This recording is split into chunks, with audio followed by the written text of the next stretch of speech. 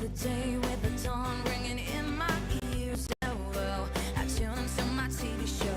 No better way, I gotta get myself into gear. Let's go. Oh, and I feel good today with my wake up in the morning espresso. I feel good today. It's my feel good breakfast show. It is your Feel Good Breakfast Show indeed. A very good morning to you and thank you for joining us today. We're going to keep you entertained between now and 9 o'clock. I'm Zoe Brown and we are so excited for today because on Wednesdays it's all about food and Chef Clem has brought in a very special friend for the Culinary Hotline today. She's from Taste Magazine and no stranger to your screens. We have Abigail Donnelly joining us today for the Culinary Hotline. She will also be whipping up some delicious recipes that were a hit in the magazine. Plus, she's going to give us a little sneak peek of what to expect at the Eat Out Awards, which is like the Oscars for the culinary world. Then we will also join in on the snow craze that took place in Gauteng earlier this week. And if you perhaps experienced any of the snow in your own back garden, please send us some of those pictures. We would love to share it with everyone else. Our number is 063-408-8863. It's on your screens right now, and we cannot wait to see what you got to experience firsthand. Well, that and a whole lot more is on its way, but let's say good morning to the G-Man and Papa Bear to be. Hey, Clem. I'm so glad someone else carries that title now. Right? Good morning, son. Hello. Look at these Papa goosebumps. Bear. These goosebumps. Oh, still Get gets used to me. that, my friend, and it only gets better. Good morning to you. How are you, son? So good. How are you doing? Oh, I'm really happy on a day like today. It's the Culinary Hotline. We absolutely love it. We've got one of our favorites. Abby is back in the house. But of course, we are looking forward to one of the most prestigious foodie awards seasons, and it stands out with the Eat Out Awards. So I've got a question, okay? If you're going to put yourself out there, and I'm going to ask all of our home chefs to do this today, that one dish that you make that you think, that you know is award-worthy, like my steak, okay? Absolutely. I'm going to overachieve and say the 3 dishes we're making on the Culinary Hotline, playing ting, ting, ting, today are award-winning dishes. And Really? I wouldn't be surprised if we see a couple of them on the restaurant Where'd menu. our appetite was one? Oh, the most delicious trout crudo. And if you don't know what a trout crudo is, you're not going to want to miss this morning. People are Googling crudo right now. Don't Google it, just wait and see. We're going to have a lot of fun, but we want to see what you've got that is award-worthy. Let us know. You can use that hashtag Expresso Show, use our WhatsApp line, all of our social media platforms. We're going to start that conversation, and today we are going to cook. So good looking. Get ready to get cooking, okay? But we do have some official duties to get into. Before that, let's get the news and sporting headlines in and talk a bit of weather. It's crazy. It is crazy indeed. Thank you, Graham. Let's start off with your national headlines. The Road Freight Association has cautioned that attacks on trucks will further hinder the movement of freight from SA to neighbouring countries. The warning follows the burning of 7 trucks in 2 separate incidents in KwaZulu-Natal at the weekend. On Saturday night, 6 trucks were burnt at the Van Reenen Pass. The forced the closure of the N3 highway for some 12 hours. Meanwhile, police in Mpumalanga are investigating the torching of 5 trucks on the N4 at Waterval Boven. Trucks have also been torched at Leidenburg. And staying with our local news, the Limpopo Sports Confederation has applauded double Olympic champion runner Caster Semenya for remaining focused while dealing with court processes. Semenya has won an appeal against track and field's testosterone rules. She challenged the rules requiring women athletes with naturally high testosterone to reduce the levels through medication. The European Court of Human Rights ruled that Semenya was discriminated against.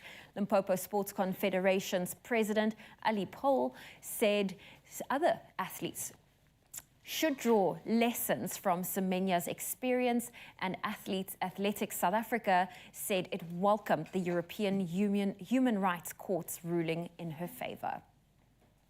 We move to news beyond our own borders. Nigeria's state-owned oil company says an oil tanker capable of carrying 800,000 litres of smuggled crude has been intercepted offshore while heading to Cameroon. It said the vessel would be destroyed as a deterrent. It's reported that the oil had been stolen from a well in the southwestern state of Ondo. Oil theft from pipelines and wells in the Niger Delta is a major problem for the Nigerian economy, robbing it of much-needed revenue. And from January to June of this year, the first 6 months of Luiz Inácio Lula da Silva's presidential term, deforestation in Brazil's Amazon has fallen 33.6%.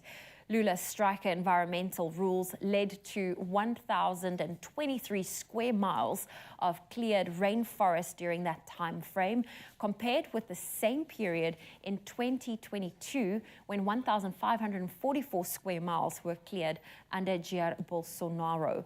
It has been the lowest level of deforestation in 4 years. The deforestation rate for June, the beginning of the dry season, a time when it tends to go up, was down 41%. And pioneering food rescue organization SA Harvest has launched its Mandela Month campaign under the banner of #Union Against Hunger. The first 10 days have seen them greeted by smiles all over the country under freezing conditions. It aims to honor Nelson Mandela's 67-year-long fight for human rights and social justice by raising awareness of hunger in South Africa and mobilizing action to end it. All people are called on to join them in their mission by pledging a symbolic donation representing Mandela's 67 years of service. They aim to deliver 1 million meals during Mandela Month. Businesses are encouraged to donate food items in multiples of 67, 670, 6,700 or 67,000 units, kilograms or tons. Well, on that note, that's where I leave your morning headlines. Let's take a first look at your sport with Graham.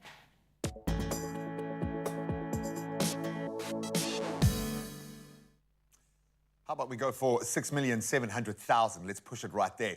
Well, that sounds a little bit like the impact of the bomb squad. Let's talk about that right now. In rugby, Evan Etzebeth's return to competitive action will be combined with the increased responsibility and honour as Springbok captain for the Crunch Rugby Championship meeting with the All Blacks in Auckland this coming Saturday. The outstanding lock had been on the sideline since early April when he sustained a shoulder injury. Great to see him back out there. Likewise, Dwayne Vermeulen, Argia Snyman and Peter Steph du Toit from the basis of a bomb squad that includes Malcolm Marx, Damian Willemse, he's going to be starting at number 10, while wing stalwarts Cheslin Colby and Makazola Mapimpi also get the nod. This is a World Cup winning team. Incredible. Let's move on to athletics and expand on the story that Zoe broke just now. Double Olympic 800-meter champion Caster Semenya was discriminated against by rules requiring her to lower her testosterone levels. The European Court of Human Rights found it in their ruling. So the 32-year-old appealed to the court over the way Switzerland handled her legal fight against World Athletics' rule that she must take medication to reduce her testosterone levels as mandated by track and field's governing body. Now, Semenya, who is classed as having differences in sexual development, or DSD, has refused to take the drug since World Athletics introduced the rules in 2018. And I'm sure must feel her decision has been vindicated on one level at least. Now let's turn to tennis currently playing out. Novak Djokovic continues his charge as he works towards his Wimbledon defense, and he saw off the challenge of Andrei Rublev to reach the semi-finals. And he made it look pretty good while the Ukrainian wildcard Alina Svitolina knocked out world number 1 Iga Swiatek to extend her stunning run at this year's championships. And Djokovic responded brilliantly to losing the opening set against Rublev as the defending champion went on to clinch what was ultimately an entertaining 4-6, 6-1, 6-4, 6-4 win to advance to his 46th Grand Slam semi-final, nearly 50 semi-finals. That's crazy. Then Yannick Sinner, he'll be his opponent. That was after the Italian beat Roman Safulin. Then Svitolina, she produced a major upset as she defeated top seed Swiatek in 3 thrilling sets on centre court, and will now play Marketa Vondrousova, who defeated Jessica Pegula in her quarter-final berth. Now, this is good news for many Formula One fans. Daniel Ricciardo is back on the Formula One grid. The Australian replacing rookie Nick de Vries at AlphaTauri. The team has now announced. So the 8-time Grand Prix winner Ricciardo, he parted company with McLaren at the end of last season, but has remained part of the Formula One scene as Red Bull's reserve driver, and it's paid off. The 33-year-old will now drive for AlphaTauri for the remainder of the season, starting at the Hungarian Grand Prix later this month. De De Vries has endured a tough first season in the fast lane, failing to secure a point in his first 10 races. So a loss for some, opportunities for others. We did report on some crazy weather at the moment. Let's get the latest on the weather front, probably a few warnings and possibly a little snow to take in.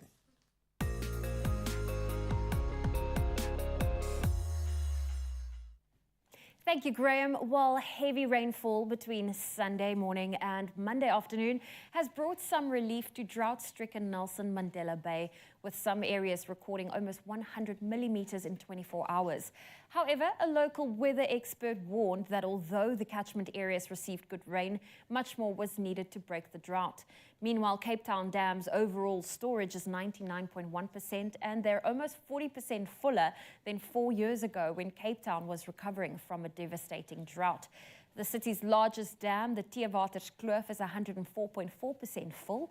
In Mpumalanga, heavy snowfall has led to dangerous conditions on the province's roads, as well as closures. The SA Weather Service has warned that freezing conditions are expected to persist. Temperatures are not expected to exceed 5 degrees Celsius in Duilstroom, Leidenburg, Belfast, Rosenthal, Mariepskop, Mount Anderson, and Ermelo. Oh, well, listen, on that note, let's quickly look at your temperatures for today. Starting off in Limpopo, if you're in Polokwane, a low of 2 and a high of 16 can be expected. Mbombela, 8 with a high of 20. Pretoria, 4, 18. Johannesburg, 2, 15. Mahikeng, 9 with a high of 19. In fact, Mahikeng, your low is 2 degrees Celsius. If you're in Klerksdorp, 0 with a high of 17 can be expected. Kimberley, brace yourself, your low is -2, your high 18. Bloemfontein, -5 with a high of 10.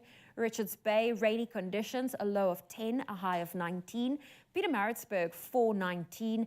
Durban, 12 with a high of 20. Mthatha, 3 with a high of 21. Sunny in East London, 9 reaching a high of 20. Cradock, 0 with a high of 19. Gqeberha, your low is 6, your high 19.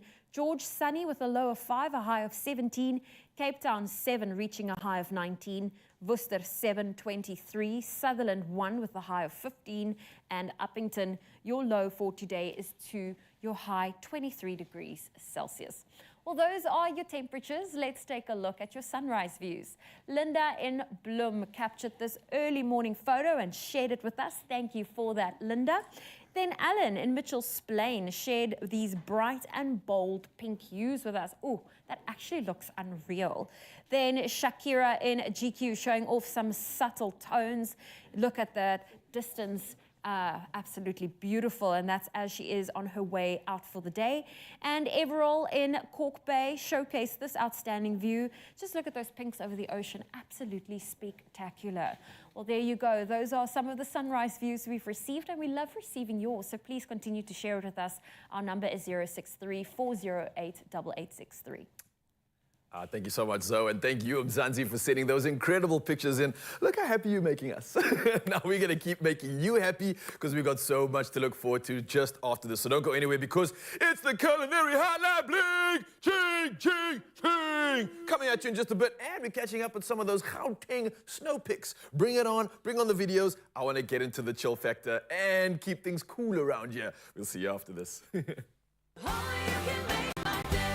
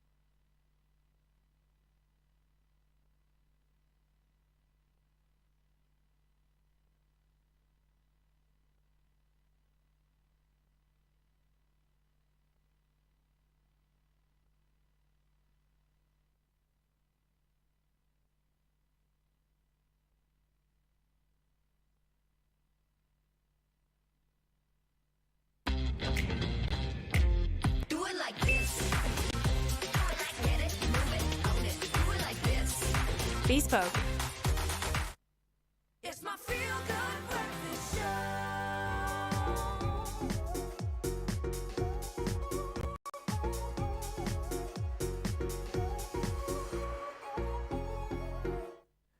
Welcome back and welcome to this Wednesday's Culinary Hotline Bling.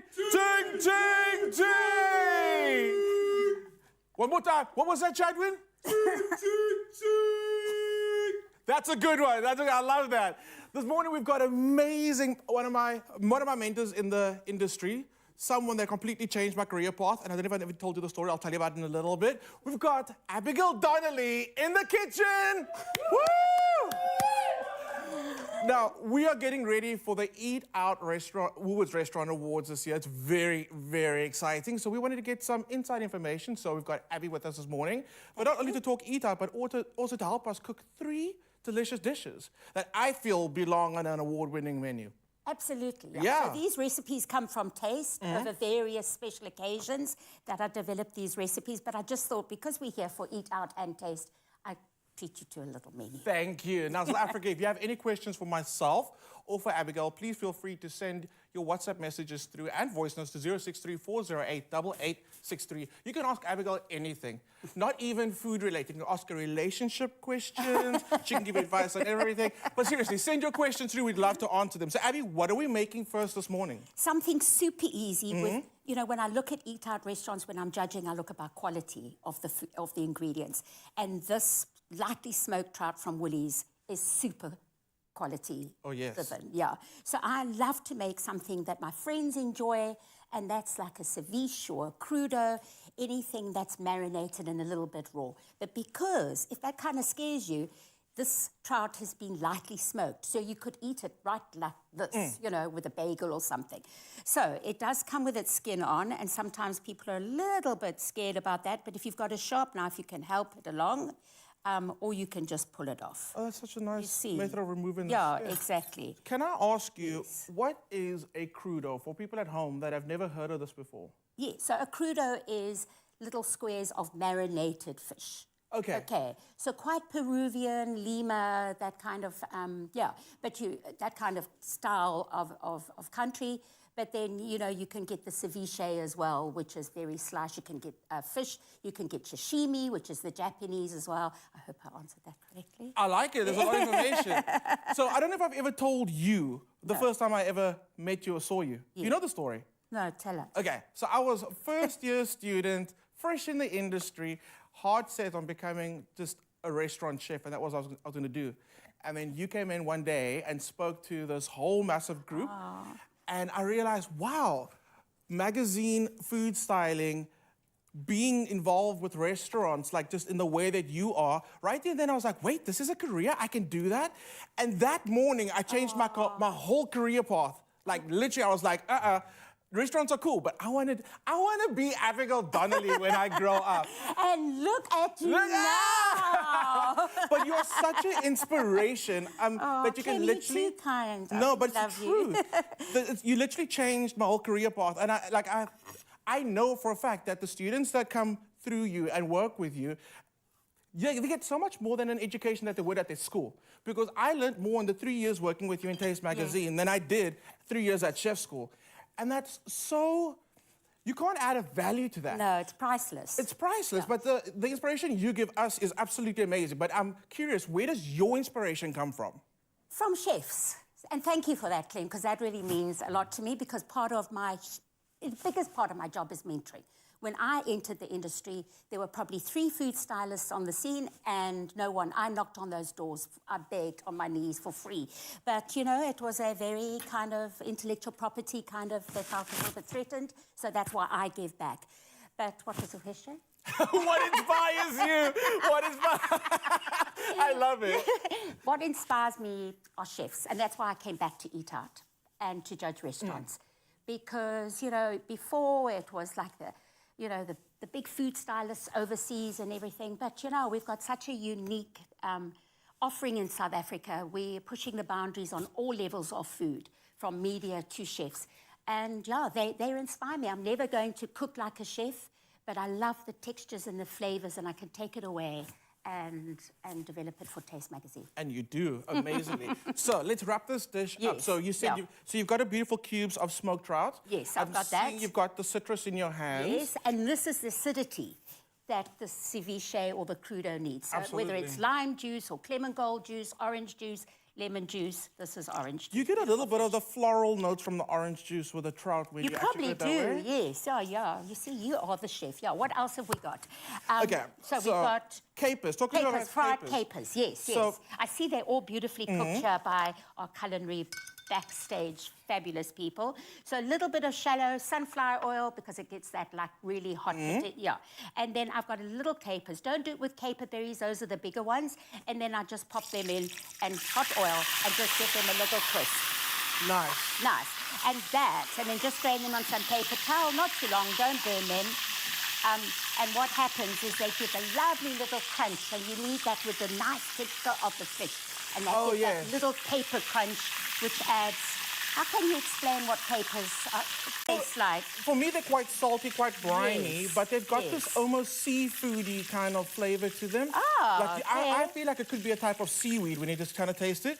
Oh, but the way that's a beautiful explanation. the way it perfumes a dish, it literally perfumes it. Like even now, it smells like we've just like sprayed the most amazing Yes, fragrance. yes. It's amazing what it does to a dish as a garnish that's as well. amazing. Yeah, I love it. And I prefer them cooked for some reason. Yeah. Like in a puttanesca sauce or if I, yeah. So we've got a little bit of creme fraiche here. Look at how glorious this creme fraiche is. Nice. You can add yogurt if you want, but I love the creaminess of it. And again, it's the acidity of it, not too rich. And then horseradish cream. Love. Oh, yeah, and then absolutely. With seafood, with beef, and we're going to go to the main, and we've got beef for the main. And then some nice texture there with horseradish. And that kind of goes a long way as well. And I don't It mix does. it in all the way. I love to marble. You always eat with your eyes. Absolutely. So the And team what- upstairs are asking, Yes, could what you a- plate this in 1 minute? Yes. Okay, accepted. Abby said you can plate it in 1 minute. Okay, let's go for it. But again, and I'm going to talk while you plate. Yeah, what yeah, I do absolutely that. love about the way that you cook, it's the quality of the ingredients, like you said. And Yeah. when you are working with ingredients that are, people have spent a lot of time actually producing them. Yes. You can kind of take it easy, not overcomplicate the dish, let the ingredients speak for themselves, and that comes through a lot in the food that you create. Like this, minimal ingredients, but oh my goodness, that smells, looks, and guaranteed is going to taste amazing. And Clem, that's brave cooking. This is what chefs, you know, I'm looking for chefs to do. Brave cooking, not to kind of hide too much behind the actual ingredient. Become the hero. Got And you. these are fantastic. These are rainbow trout crisps. So it's like a little chef treat. You know, they have put in the dehydrator and they smash this fish and, the skins. But this also, look how Absolutely. beautiful that is. So if you're feeling brave, South Africa, you're not going to want to miss the rest of this morning's Culinary Hotline Bling. This is our first dish, and Abigail guarantees there's going to be 2 amazing dishes to come. So don't go anywhere. There'll be more of the Culinary Hotline Bling. Ding, ding, ding! And thank you for staying tuned because, yes, we have to bring more joy into your life by making someone a winner. Introducing new Panado Pediatric Syrup 5ml sachets. They're really convenient to pack and easy to use, so you're always prepared for pain and fever, anytime, anywhere. And when it comes to sons, they bring sunshine to our lives with their positive hearts and joyful souls. Now, Panado gave you the chance to nominate your amazing son for a special dose of care to the value of 2,000 Rand in cash. And now it's time to announce our next winner. Can we get a drum roll, please, as we say? Where's that drum roll? I'm waiting for it. Congratulations to Kiyam Williams. You are today's lucky winner, and this is what your mom said. Lamise, she commented saying, "My son has always blessed me with surprises from a young age. Until now, he's grown. He is the eldest of 3, and he embraces himself with respect. He has always been a polite and shining soul, loved by everyone, and he brings joy with everything he does and touches. He is incredible with a beautiful soul inside and out, and he has always been a positive child and a go-getter, no matter how tough things are." I love that. We actually have Lamise on the line right now, and Kian. Good morning, Lamise. Good morning, Zoe. Oh, what a beautiful nomination for your son. Oh, Thank you. Can you tell us a little bit more? I mean, he is your eldest, and I know moms and sons have a very special bond. Tell me some of your most joyful moments that you've had together. We have a lot of joyful moments, little ones, big ones. But the most important one is that he's very supportive and a very good role model to his siblings. That is And amazing. he's also, yeah, okay. Oh no, carry on. Tell us more about your son. And he's very hardworking. He will cook in the kitchen like nobody's business. He will do his own thing with scratch. And he's always there for his siblings with his homework. And he always loves his mom and daddy. Like we were in an accident recently, and he's just like, Daddy, Mommy, are you okay? Do I do anything for you guys? What can I do? And it's all up and down, and we're supposed to look after him. Oh, listen, you have raised him well, and he is such a strong individual. Now, I mean, a dose of care is obviously courtesy of Panado. You get that 2,000 Rand. Can you give your son some advice, as he will obviously have the opportunity to rewatch this on YouTube? My best advice to him is to keep the person inside and out. He must never change for anything and be positive in life. And he must always stand up for his roots and for himself, no matter what. Oh, I love that, Lemise. Thank you for sharing those wise words with us. And of course, for having such an incredible son, but also having him be such a good big brother to his other siblings. Congratulations, that dose of care is on its way to you, because love knows no expiration date, and it never is too late to shower your son with a dose of care. Being a parent can be challenging, but stepping out is when things get real complicated. That's why new Panado Pediatric Syrup 5 ml sachets are here to make the job easier. They're really convenient to pack and easy to use, so you're always prepared for pain and fever, anytime, anywhere. Panado, a dose of care. Only you can make my day.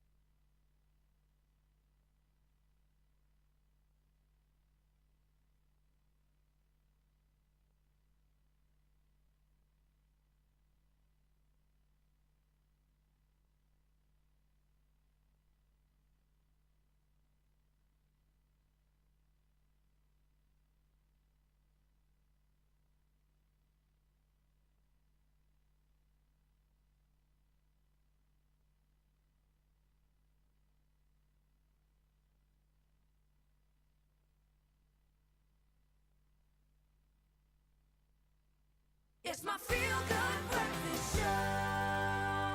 Oh, yes, Sanji, welcome back. It's your Feel Good Breakfast Show, and let's get things going when it comes to snowing. Yes, there hasn't been any shortage of strange weather in SA this year, with the most interesting and recent winter effects being snow in the city of Johannesburg. What are you even talking about? Yep, we link up with meteorologist Nolo Tobela. He's all the way from Weather SA, and he's here to help us find out more about this interesting phenomenon going on at the moment. Good morning, brother. How are you doing? Good morning, brother man. Thanks for having me. How are you? I'm fantastic. I'm cold, just like many South Africans, I'm sure. But we can maybe find out from you right now what's happening. Listen, the cold front, obviously, it brought snow to some locations in Johannesburg, of all places. This is something I've never heard before, but how rare is this event actually? Yeah, you're right. I mean, we woke up to some cold conditions. We did send out an advisory about cold weather expected for the week. And this happened to be over the northern eastern parts of the country, and most of the parts of the country were experiencing very cold to cold conditions. And we had a cold front that made landfall over the Western Cape province that moved further south and moved east. And as it moved east, the cold front behind it has cold air. And there was a system called a high pressure system at the back of the cold front, which pushed all the cold air over into land, which then resulted in a drop in freezing level. That's why you woke up into some snow in Gauteng. It's rare. Well, I'd say it's uncommon, but not rare, because it happens over the northeastern parts from time to time. Some would say it takes a decade, depending on where it is, because the last time we had snow, especially over Gauteng, it was around August the 7th in 2012. And it means that it happens just as uncommon for South Africans. You can experience, I mean, all the excitement that we saw. It was a busy day in the office, but everyone was happy to have snow. It felt like Christmas in the Northern Hemisphere. Yeah, man, definitely. And let me just add to that, thank you so much for all the warnings that you are sending through. It really is so helpful for many of us, especially when we get to broadcast it to our people. But right now, man, the snow that's happening, it got a lot of people excited. Some people were upset because they didn't get to be a part of it. Is there maybe more snow coming potentially? Should people be planning a trip up to Gauteng anytime soon? You know, on average, and what thoughts of South African weather, snow is more dominated in August, right? So, I mean, if we've had it now in July, we had to expect much more of the snow if it gets too cold, to be very cold, especially over the Drakensberg and the high-lying areas of the country, especially into the winter as the winter keeps intensifying. I mean, this was the first very, very cold conditions that we've experienced ever since winter started.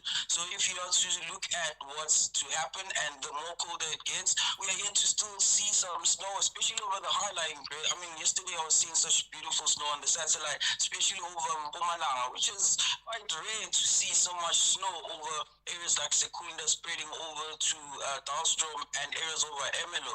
Belfast also not being excluded. I mean, it was such a good thing. So I think we are yet to still see more of the cold conditions, especially over the high-lying grounds, especially over the Drakensberg, spreading over to the eastern parts of the Drakensberg, Eastern Cape, spreading over to KZN. We yet to see more cold. Oh, man, this is exciting stuff indeed. A rare opportunity for many South Africans. And on top of that, I want to ask you, man, listen, there's so much happening with the anticipation of snow, and there's all this fun and excitement hanging around it. But we also got to take into account that we as South Africans aren't very familiar with this sort of condition. So is there any sort of warning or anything we should be aware of when it comes to any safety risks or hazards that could be associated with this? Yeah, for sure. I mean, with every cold weather, we first think of our food industry and the farmers and everyone. I mean, you can imagine what cold does. I mean, there's something called black frost. That's vegetation turning to black because of it being colder than what it is. So what we'd expect is, firstly, farmers to take care of the livestock, be aware of the cold conditions that are yet to happen, especially if you are in winter. But if you're a woman or you're a man or you're a child, it's just to keep warm and be at home, because there are a lot of sicknesses that come with cold. I mean, you have flu, a lot of people had fever, and I know there's excitement into playing and making a little snowman, but with that, a person should be warm. Thank you so much, brother. It's always good to hear from the people that are serving us and giving us those great warnings. I want to maybe just ask you one last question. Do you think it's going to be a longer winter than usual? Longer winter than usual? Yeah. I think it's gonna be winter until spring starts, my brother. I think that's Mic drop. Booyah. Leshlo Nolo, thank you so much, brother, for coming through this morning, for serving us and giving us our insights. We'll definitely be heeding any warnings coming from you and wishing you nothing but warmth and some magic in the snow if you're out there. Thank you. Have a blessed one, eh? Oh, what an absolute legend. And it was indeed a winter wonderland to remember in the city of Johannesburg. But don't forget to keep warm this winter. Well, listen, we have got our coffee cups ready and we hope you have too, because it's time for us to also have some fun with Oma. We love it. We're going to spread a little bit of love, push back against the cold in South Africa right now and warm up with some good, solid love and, I think, gratitude. Now, earlier this week, we asked you guys to share what the most generous thing anyone has ever done for you. And I think we expected an outpouring of love, but not quite to this extent. Reading through the comments, it made us really remember how much love and kindness does exist in the world, and we sometimes forget about that. So we thought it would be a great opportunity to share some of those stories with you guys. So I'm going to ask you straight off the bat here, because that's difficult. We live in a space where there is a lot of love and collaboration and sharing. Is there something that stands out for you that kind of set the benchmark for generosity? There are a lot. I think most recently was I never carry cash with me. And you know, you go into a parking garage and then you can pay with your card, but every now and then some of these garages, the card facility does not work, or there is no card facility or ATM close by. And I've had a stranger behind me be like, oh, it's fine, I'll pay for your parking. To the point where it's happened to me, instead of getting frustrated with the person in front of you not being able to pay for their parking, why not, you know, step in and pay? And it's not a lot of money. It's like 9 Rand or 10 Rand at most sometimes. And just, you know, pay it forward by giving that or paying the person in front of you's parking. Because it's quite a pressure point, and often silly little things like that can make or break your day, and you don't know what the person's going to be doing straight after that or what they've just been through. And especially if the person is a mommy with little kids. I mean, the kid is throwing a meltdown, and all this mom wants to do is find the coin to pay that parking ticket and get home. You've just hit the nail on the head for me. When we were stuck in Schiphol, when like the world's kind of travel industry just collapsed and we were stuck there in this madness, there was a security guard stepped up and saw me, and he came up to me and he was like, I have young children too, come with me. And this guy helped me organize a day visa. I'm sure he broke every international rule that in existence just to help another dad with 2 young kids in that situation. And that will stand out as probably one of the most generous things that anyone has ever done to me. So, brother, thank you so much wherever you are in the Netherlands right now. We love you. But let's put it to you guys as well. What is that generous thing? And we want to get through some of your comments and stories and connect to this, what seems like the most common thread of love and generosity that exists. So Jennifer kicks us off and she says the most generous thing that someone did for me was to teach me self-love and to regain my strength and courage after being in an emotionally abusive marriage. Wow. I am forever grateful and thankful, especially because now this wonderful person is my partner. Oh, that is very special. That's where life just shows you things will work out. Mark's saying the most generous thing my sister has ever done for me was take care of my 1-year-old son and me while I was fighting COVID-19. Oh, there must be so many stories like this. I was at my deathbed and couldn't do anything by myself. My son needed so much care, and she stepped up to the situation. She is my hero. I love her so much. Hashtag more than a rusk indeed. Oh my goodness, wow. Bringing all the emotions. Manju says, I'm 71, a bit very slow in crossing the road. While crossing, I lost my balance and I was on my knees. There was this mama selling nuts on the pavement. She quickly ran to pick me up.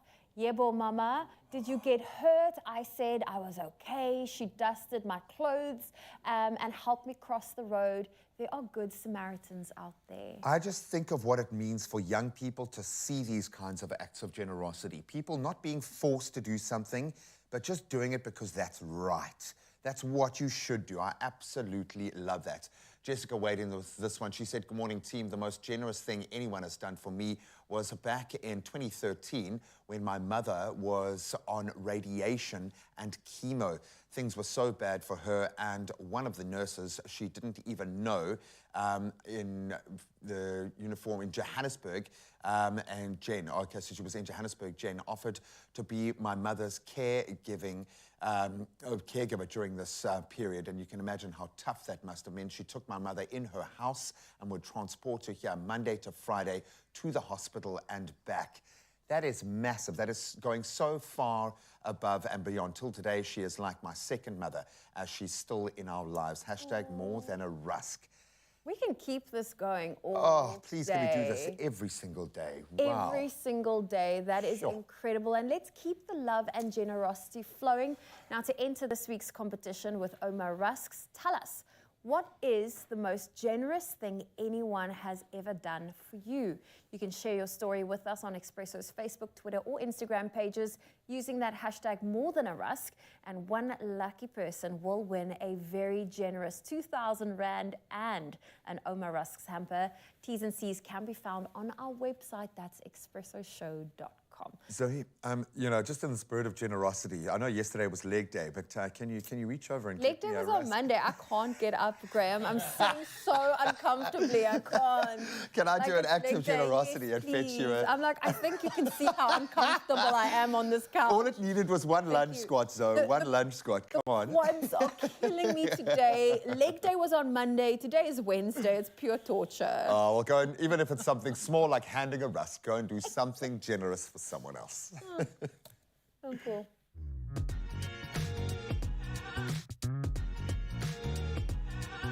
There is more in every dip with Omar Rusks.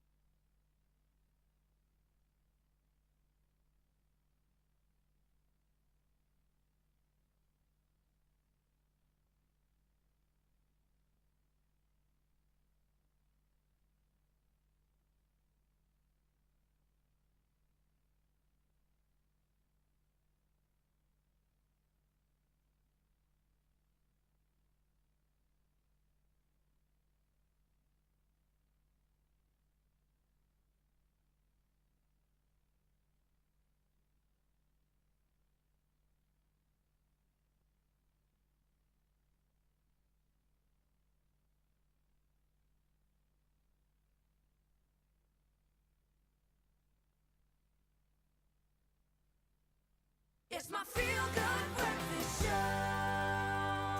Welcome back, you beauties. So much to get excited about. We're saving the rainforest. I know that's got a lot of us excited. But of course, on the sporting front, the Netball World Cup, guys. The biggest showpiece on the planet is a matter of days away. It's only right that we know a little bit more about the players that are going to be representing the Proteas at this global showpiece, because this is a coming of age for our ladies, man. Man, this is iconic for sport, for women's sport, for everything that's going on right now. Netball, yeah. Yeah, I'm absolutely here with this. So who better to start with than the player that will be leading the team throughout the tournament I'm talking about Captain Bongi Msomi. Yes, ladies and gentlemen, now listen to this. Her journey with the sport started by accident when she was watching her friends at school play and was asked to fill in, not having any training kit or trainers to play in, and that was at the age of 16.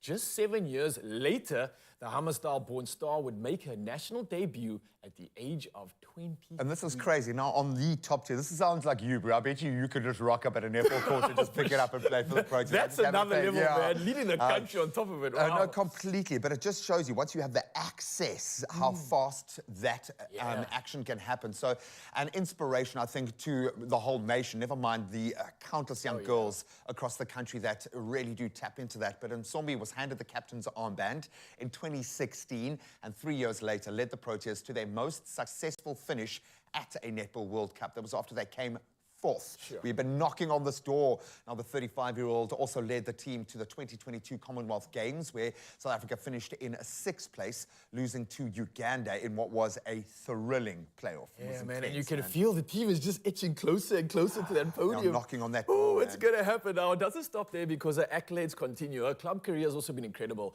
She's seen her star, well, we've seen the star both locally and internationally, having won the Netball League with the Golden Fireballs in 2022. And she's played for various teams in the UK too, winning the league in 2015 and on top of that, 2017. And that was with two different teams. And she's also had a stint in Australia too. So international athlete. Well, we'll forget about the stint in Australia, but it's fine.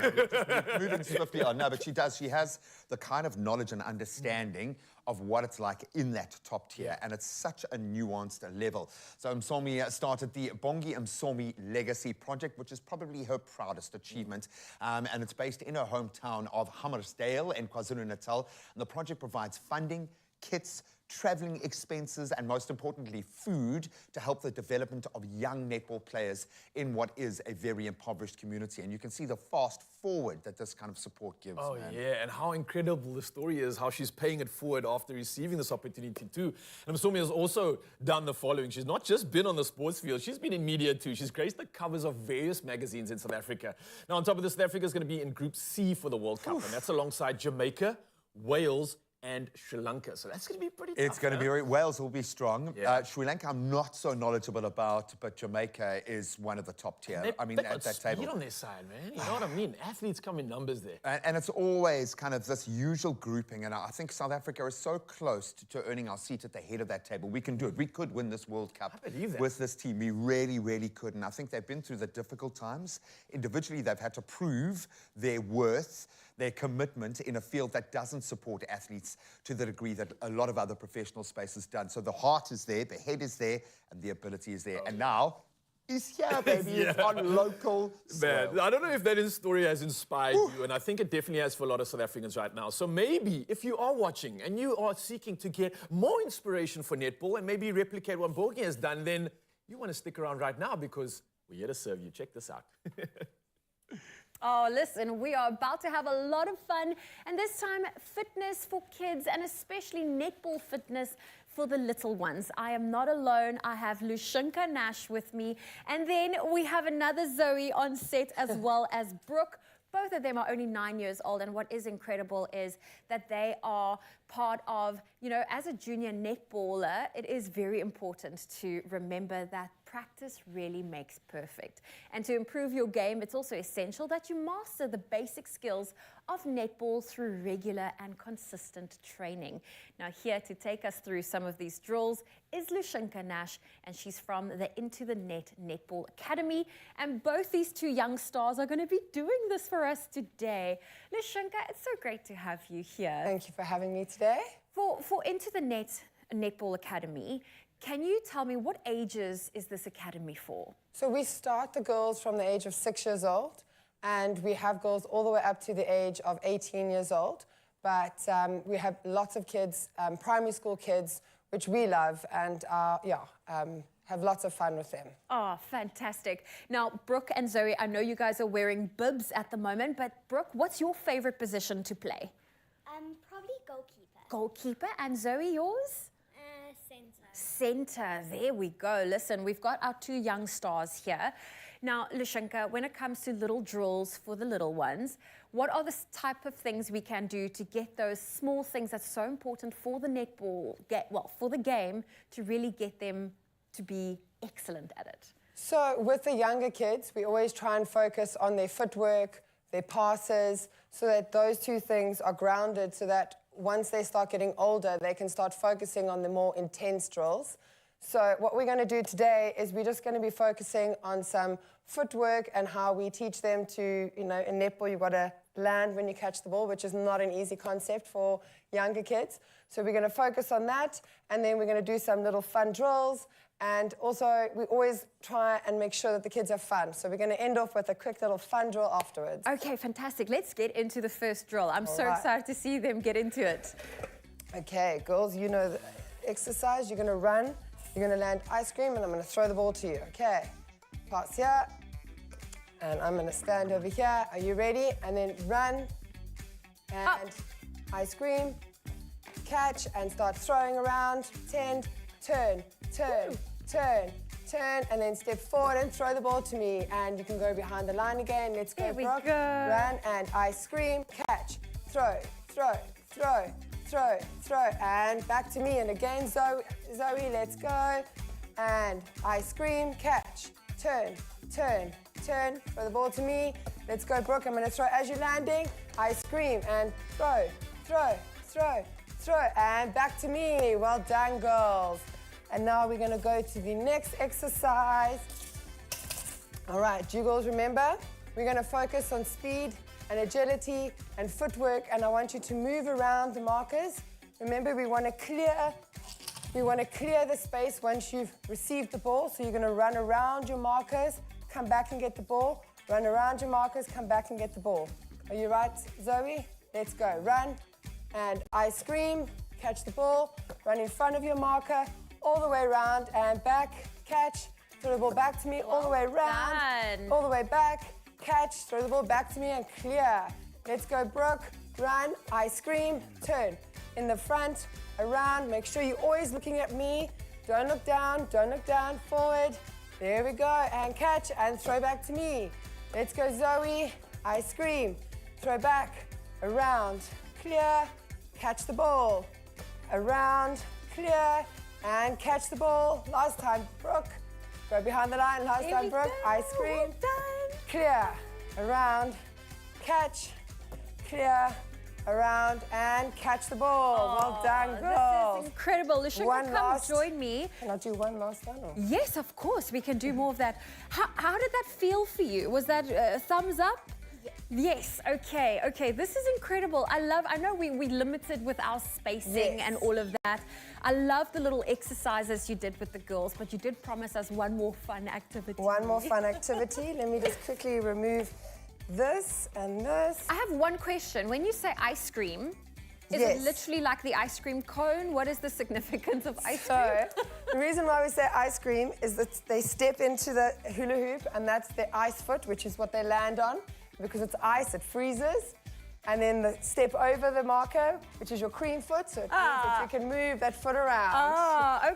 Okay. Now I get the ice cream part. Because every time I think, oh, I would love a bubble gum. Oh, I would love one with marshmallows. Okay. So girls, you are now going to hit the balloon up, run around a marker, and come back and catch it. Zoe, you can go first. Okay, so pick it up, run around a marker, and then make sure you pick it up before it falls. Let's try again. Let's try again. Are you ready? Flick it up, run around. There we go. And Brooke's turn, let's go. Well done. High five. There we go. Run around. There you go. And now, Zoe, you go, but go twice. So hit it up, catch, and then hit it up again. So you're going to go twice now. Two and there we go, and again. And go. To go around. There we go. And Brooke, your turn. Well done. Okay, go. I think the secret is to throw it as high as possible. Try and look up at me. Try and look at me all the time. There we go. Oh, well that done, is incredible. girls. Oh, Lishinka, for people that want to get their little ones involved at Into the Net Netball Academy, where can they get a hold of you? Because, I mean, look how incredible Brooke and Zoe was. Such great footwork, but also having a lot of fun. Yes. So I run a netball academy. I've been running a netball academy for the last 13 years. We are based in the southern suburbs. We run an academy every Saturday morning and during the school holidays. And we welcome kids from all different schools. It's not just one school, it's all kids from all different schools. And as I said, 6 to 18 years, and we just have lots of fun using equipment. Yeah, and hope to see a lot of you guys there. Amazing. Thank you, Lushenka. Thank you, Brooke. Thank you, Zoe. Cool name, by the way. Well, listen, we hope you enjoyed that morning fitness for the kids. Of course, we are all getting very excited for the Netball World Cup taking place at the end of the month. So stay tuned to your Feel Good Breakfast show. We still have a lot more of fun coming your way.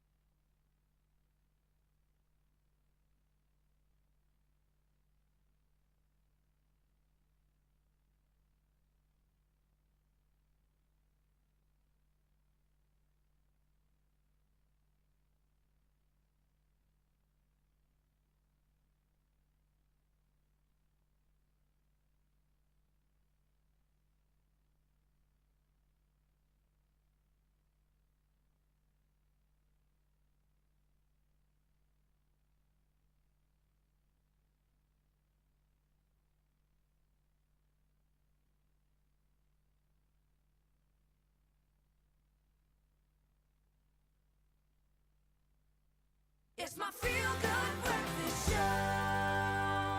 Welcome back, you beauties. Thank you so much for joining us as we connect with our performer this morning. Joining us is Afrikaans singer, songwriter, superstar Yolani J. She was only 19 when she signed her first deal with Warner Music. She's now 25. In fact, she turned 25 yesterday, and she is an incredible talent and I think a force to be reckoned with in her lane. Yolani now joins us with 4 years old when she started. So I was going to say 19 is pretty young to get a record label, but you're already on that path. So good to have you here. Thank you for having me. How are you in this crazy industry that we find ourselves in now? How are you doing? I'm doing well. I've been lucky, I've been blessed, and I think it's when you have like a really good team around you, things just work out. But right at this second, I'm freezing. Oh, you freezing? And as you should be. And I suppose there is something about entering into the moment and appreciating where you are right now. Yes. And you should be freezing, and you should be excited. I always think that people kind of assume within the Afrikaans space, it's formulaic. Yeah. And often it's like that in pop, but people don't realize to get that formula right and to be current and to do something that some people haven't done before and engage is a difficult thing. When you make a choice to choose a lane like this, was it always going to be this? Or was it a kind of a thought-out process to think, okay, this is the lane, this is what I want to achieve, this is what I'm going to go. Give us a bit of background how your career kind of formed. So I'm the youngest of 6, to give you a little bit of background. And everyone, like all my siblings became lawyers, doctors, you know, like they got a real job, right? And I remember I wanted to go study medicine and my mom said, you can do anything you want to, but if you don't choose music, your soul will die. And I am so, so, so grateful for having that backing, just pushing me in the right direction. Because I think, and also like I can't really do anything else. Like I think music chose me. Like I can sit in front of a piano and it's good. I can sing and it will. It's right, yeah. And I can write, but let me do anything else. Ooh, het gaan niet zo goed hier. But we need it. I think now more than ever we need someone who can kind of encapsulate the emotion, help us process and help us find our way to these emotions. We absolutely love the fact that we've got you there to translate emotion for the rest of us who aren't musical at all. What are you going to be singing first for us, and give us a bit of background?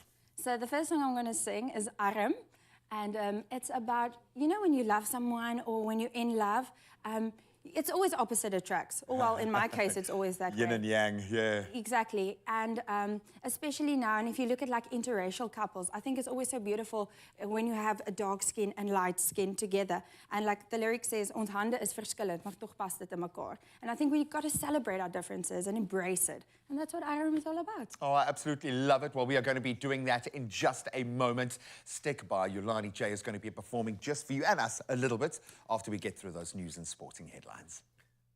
Absolutely cannot wait for that. But for now, though, it is perfect timing. It's just gone on the hour. And of course, official duties must commence. Now, starting off with the national news headlines. The apparent absence of action against those believed to be the instigators behind the 2021 civil unrest, which has further tainted the image of the country's security and intelligence services. Now, this says Dr. Johan Berger, a senior researcher and policing expert at the Institute for Security Studies. Now, in July 2021, widespread looting spread across KZN and Gauteng. And 2 years later, police have confirmed the arrest of 63 people in connection with crimes related to the incidences then. But the Institute says South Africans are still in the dark about the orchestrators of the unrest. Well, sticking to national news headlines, the Road Freight Association has cautioned that the attacks on the trucks will further hinder the movement of freight from SA to neighboring countries. Now, the warnings follow the burning of 7 trucks in 2 separate incidences in KwaZulu-Natal at the weekend. And on Saturday night, 6 trucks were burnt at the Van Rienen Pass, and this forced the closure of the N3 highway for some 12 hours. Now, meanwhile, police in Mpumalanga are investigating the torching of 5 trucks on the N4 at Waterval Boven. Now, trucks have also been torched at Leidenburg. Well, from our national news headlines, it's time to head over to international news, and Turkey has backed Sweden's bid to join NATO. Now, this is a historic moment for Sweden, which has spent the past year battling to become accepted into NATO. Now, the Nordic country previously embraced wartime neutrality for some 200 years, but applied for membership last May as part of efforts to improve security and stability in Northern Europe following Russia's invasion of Ukraine. However, until late on Monday night, Turkey had been blocking Sweden's application. Now, since Turkey has relented and backed Sweden's bid, Sweden has also resumed arms exports to Turkey. While sticking to international headlines, Nigeria's state-owned oil company says an oil tanker capable of carrying 800,000 liters of smuggled crude oil has been intercepted offshore while heading to Cameroon. Now, it said the vessel would be destroyed as a deterrent, and it's reported that the oil had been stolen from a well in the southwestern state of Ondo. Now, oil theft from pipelines and wells in the Niger Delta is a major problem for the Nigerian economy, robbing it of much-needed revenue. Well, lastly, in a very interesting story of revenge. In many cities the world over, anti-bird spikes are used to protect statues and balconies from unwanted birds. But now, birds are taking revenge. Dutch researchers have found that some birds use the spikes as weapons around their nests to keep pests away, similarly to do what humans do. Now, Dutch biologist Auk Florian Hemstra of Rotterdam's Natural History Museum says the nests are like a bunker for birds. And Hemstra sees these as beautiful revenge. Now, he adds in a quote saying, "They're using what we made to keep them away to make a nest, to make more birds, and the spikes even point outwards, maximizing protection." Well, I love that. I'm here for the animals and I'm here for their revenge. And I hope you're here for the rest of the headlines, because here's the G-Man with the latest when it comes to sport.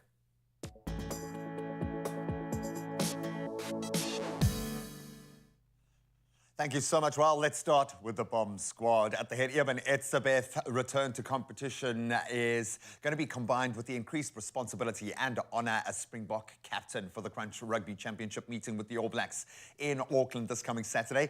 So the outstanding lock had been on the sideline since early April when he sustained that shoulder injury. Great to see him back out there. Dwayne Vermeulen will be there. Argeus Snyman and Peter Steph du Toit form the basis of that bomb squad. That also includes Malcolm Marx in screen right now. Then Damian Willemse will start at number 10, while wing stalwarts Cheslin Colby and Makazole Mapimpi also get the nod. This is a very strong team. Now we move to a very strong woman in athletics. Double Olympic 800-meter champion Caster Semenya was discriminated against by rules requiring her to lower her testosterone levels. This, according to the European Court of Human Rights, found in their ruling. Now, the 32-year-old appealed to the courts over the way Switzerland handled her legal fight against World Athletics' rule that she must take medication to reduce her testosterone levels, as mandated by track and field's governing body. Well, Semenya, who is classed as having differences in sexual development, or DSD, has refused to take the drugs since World Athletics introduced the rules in 2018. She must feel vindicated. Now we turn to tennis currently playing out, and he marches on. Novak Djokovic continued his Wimbledon defense as he saw off the challenge of Andrei Rublev to reach the semi-finals, while the Ukrainian wildcard Elena Svitolina knocked out world number 1 Iga Swiatek to extend her stunning run at the championships. So Djokovic responded brilliantly to losing the opening set against Rublev, as the defending champion went on to clinch an entertaining 4-6, 6-1, 6-4 and 6-4 win, and advance to get this, his 46th Grand Slam semi-final. And Jannik Sinner will also be moving through. In fact, his opponent, that was after the Italian beat Roman Safin. And Svitolina, she produced that major upset as she defeated the top seed Swiatek in 3 thrilling sets on center court. And that means she'll now play Marketa Vondrousova, who defeated Jessica Pegula in the quarters. And great to see him back on the track in Formula One. Daniel Ricciardo is back on the Formula One grid. The Australian replacing rookie Nick de Vries at AlphaTauri, the team has now announced. So the 8-time Grand Prix winner Ricciardo, he parted company with McLaren at the end of last season, but has remained part of the F1 scene as Red Bull's reserve driver, and a very good decision, as the 33-year-old will now be driving for AlphaTauri for the remainder of the season, starting at the Hungarian Grand Prix later this month. De Vries has endured a pretty tough first season in the fast lane, failing to score a single point in the first 10 races. And of course, no one complaining from Daniel's side, so great to see him back out there. But that's where we leave our sport for now. Hopefully the road's not quite as competitive. Let's get the latest on the traffic front.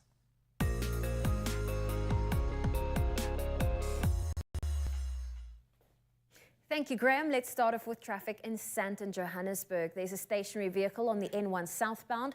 It's after Bekloo northbound. The left lane's affected. Please be cautious on the road. And moving to Cape Town, there's congestion on the R300 northbound. It's at the N1 inbound ramp. Expect delays and allow more travel time. In KwaZulu-Natal, in Belito, there's been an accident on the N2 northbound. It's before the ramp to Belito Drive. That left shoulder is closed. Please exercise caution. Well, that's your traffic. Let's take another look at your weather.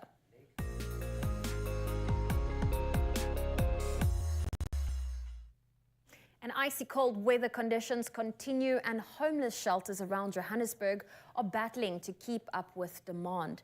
Some shelters say the number of available bed spaces aren't enough to accommodate the increased number of homeless people seeking assistance amidst night temperatures dropping to below 0. Johannesburg's one of SA's major cities with the highest number of homeless people. The Johannesburg Homelessness Network says there's a desperate need for overnight accommodation spaces this winter due to increased demand. Mary de Klerk, coordinator of the network, says in this bitter winter cold, they are desperately needing more overnight safe spaces, and they have none in Johannesburg.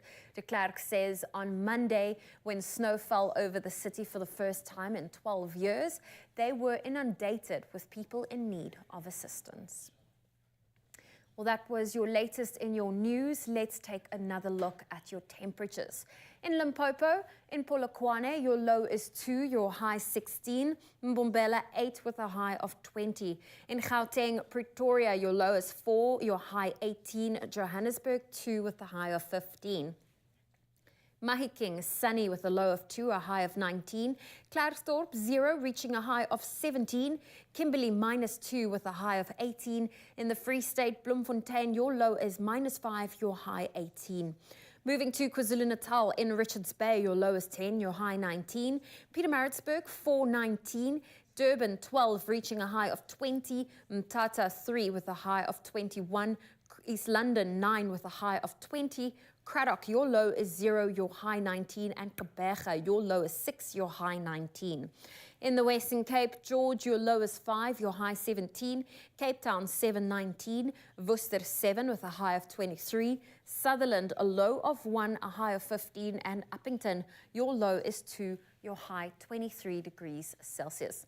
Well, those are your temperatures across the country. Let's take a look at your sunrise views. Starting off in Cape Town, Adil was on her way to work and shared this image with us. Absolutely beautiful. One of our viewers also shared their experience with the recent snowfall in Bethel, Mpumalanga. Absolutely stunning. Look at that video on your screens right now. Then Penny in the Eastern Cape in Gqeberha is enjoying her morning with breathtaking sunrise shades. And Pierre in Sabi captured this view of the snow sitting on the mountains, and it looks oh so chilly. Well, I hope you are bracing yourself and stay warm today. And if you have a sunrise photo to share with us, please do so on our WhatsApp line. Oh, thank you so much, Zozo. All right, enough business. Let's have a little bit of fun. Take the edge off. Yolani J is here. I've been loving connecting with you and getting a sense of where she is at in her career. But I think the best way is to plug into her talent. And this one, I think, is for all the lovers out there. I am here for that. It is Yolani J with Arm. Enjoy. Jy is die stil van stilheid verpraat. Jy is die rots by my voete wat my ewig dra. Jy is die suiker in my koffie, ek nie bitter smaak.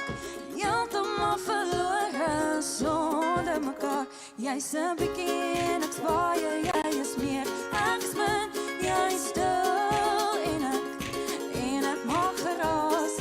Ons so verskillend, tog pas dit in mekaar. Want jy's alles, alles wat ek wil hê, soos die wind in die kop, wil ek dit nie anders sê. Want jy's alles, alles wat ek wil hê, want ons is soos 'n arm sonder mekaar. Ons is eintlik arm sonder mekaar. Jy is selfstandig, ek's 'n dromer, ek's nuuskierig, jy is stom. En ek dink jy's vervelig. Jy dink ek's 'n aap. Daar's soveel baie dinge wat ek oor ons kan sê.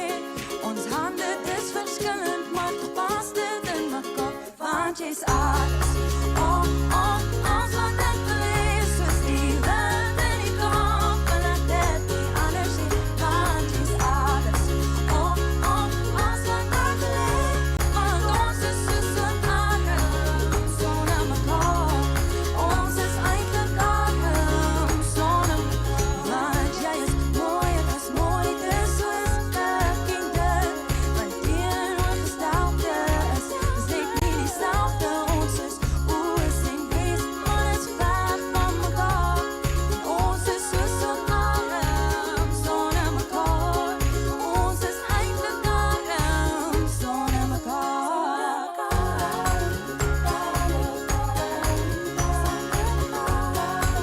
So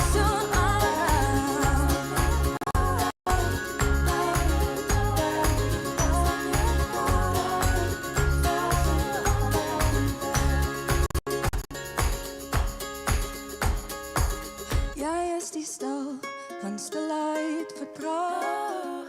Jy is die rots by my voete wat my ewig dra. Jy is die suiker in my koffie, sodat ek nie bitter smaak. Heeltemal verlore sonder mekaar. Hey, beautiful!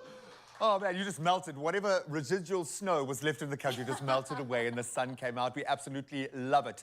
Download, download, download. Yolani J ain't going nowhere. In fact, none of the team is going anywhere. We've got Abigail Donnelly, who is Chef Clem's spirit animal. His inspiration inspiring us with a fillet with a cafe au lait sauce. I don't know what, how you're going to combine those. And then, of course, Raal is going to get out into the water and take us on a morning surf. You can join us for that as well. Yolani J ain't going nowhere. You don't move a muscle. We'll see you now.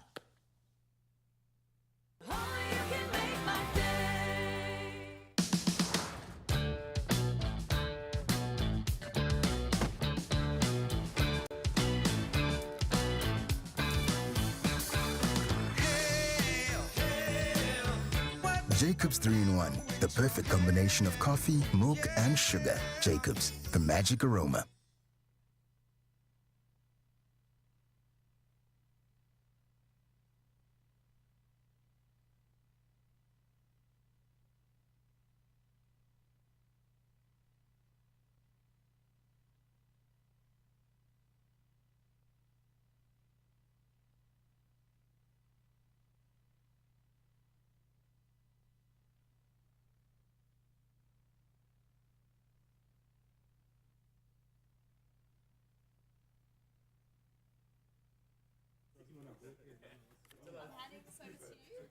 Thank you so much. 7. Lucian, what if I farted?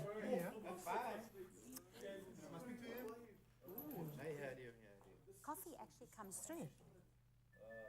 I think I heard the channel open.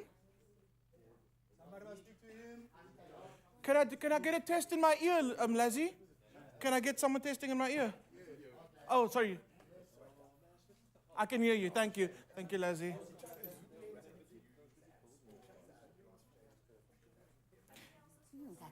That coffee, did you taste that sweet? I did.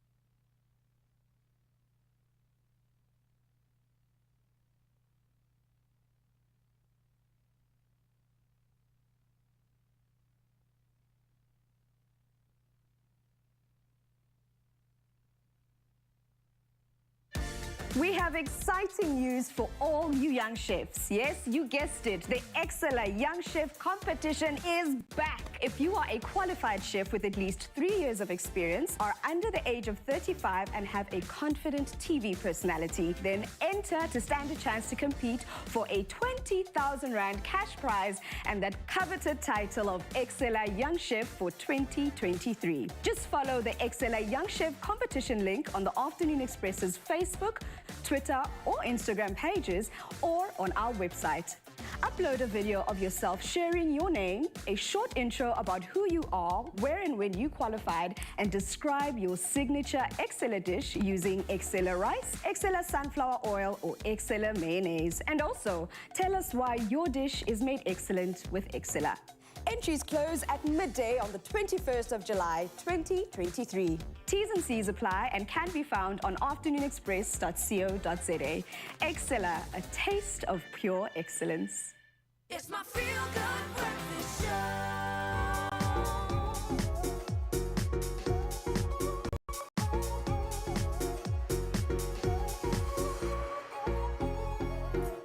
Welcome back to another installment of the Culinary Hotline Bling! Now, in the first segment, we made a most delicious trout crudo dish. We had to guard this plate because people have been coming for it. But we're about to make another dish that I absolutely love. And again, I'm seeing the theme. Not a lot of ingredients, maximum flavor. What are we making? Absolutely. So beautiful pan-roasted fillet. I love beef. That's like one of my favorite proteins. And also because, you know, it is a little bit sometimes pricey, but just thin slices of this makes a perfect steak. And with that, everybody likes a lacquer mushroom sauce. But I'm just kind of giving it my little twist, and I'm making a cafe au lait sauce inspired by Luke Dale Roberts of the Ex-Test Kitchen. And it's really just about infusing coffee with mushrooms. And simple, I love it. Easy. Yep. Mushrooms, coffee, beef, I feel like they all kind of just go together. Absolutely. And you can have a potato on the side. And a potato on the side. Okay, so let's talk mushrooms, because you taught me about prepping mushrooms, cooking mushrooms, and how to actually work with it. What are some of your tips with working with mushrooms? Okay, I always say to every student that comes to me, don't overcrowd the pan. They need to brown and they need to get their liquid out, and then I cook them in batches. Then once that's all kind of like brown and caramelized, I throw them back in the pan. And then they kind of squeak and talk to me, and then I know that they're ready. I didn't know that tip. Yeah. Okay, well, I know. So you kind of like twice fry them and get that like extra flavor and texture coming out. Exactly. I love that. So I've got a screaming hot griddle pan. I'm guessing that's for your steak. I've got another pan for the mushrooms. Exactly. But let's focus on the steak. Let's do the steak. So when you're cooking, bring it to room temperature, your meats, because then you're going to get a beautiful, even cookness if you want medium rare, because a cold piece of meat is not going to cook to your liking. Right. So keep it out of the fridge for at least 3 hours, especially now that it's quite chilly, even longer.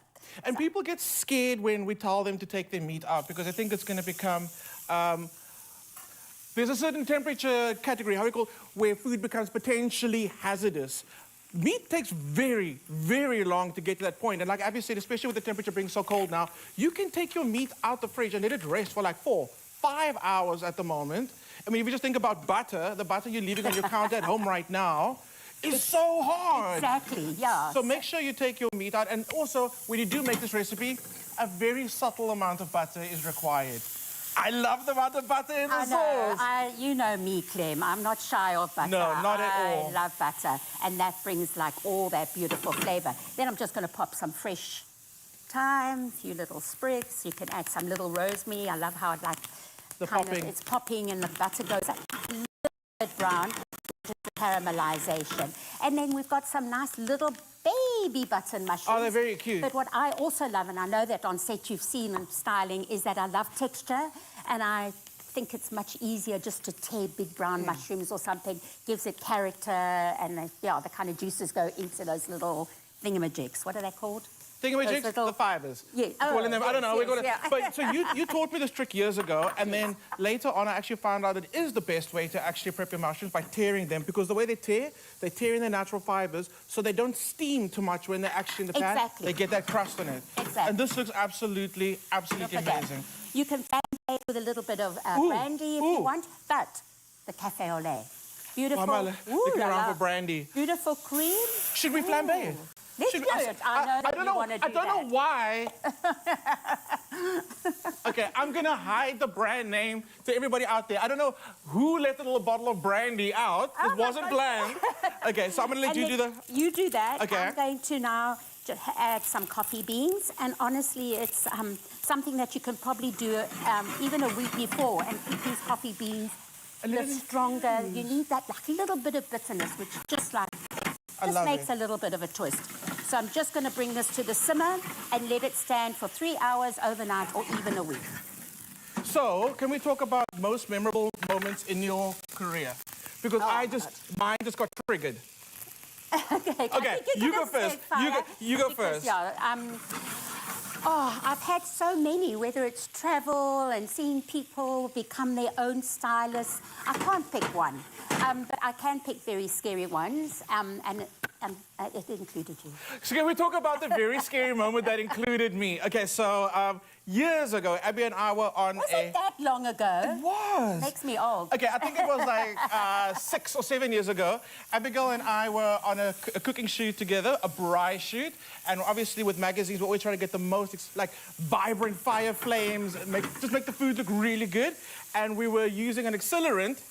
We, as in me, was using an accelerant, and it accidentally licked the fire, and I set Abigail's house on fire. True story. But in my defense, I also put out the fire.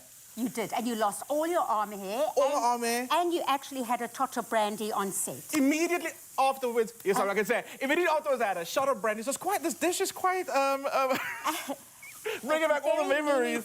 And I'm getting my post-traumatic stress back. No, and we're actually going to a braai shoot today, but that won't happen. No, okay, so I asked for the fire extinguisher. Okay, so those are beautiful. I love that.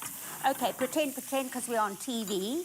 Now we've got our beautiful infused coffee cream, and smell that. And it smells amazing. It smells earthy, and our coffee. It's not just one flavor. It's like an amalgamation of all the other flavors of coffee, and like exactly.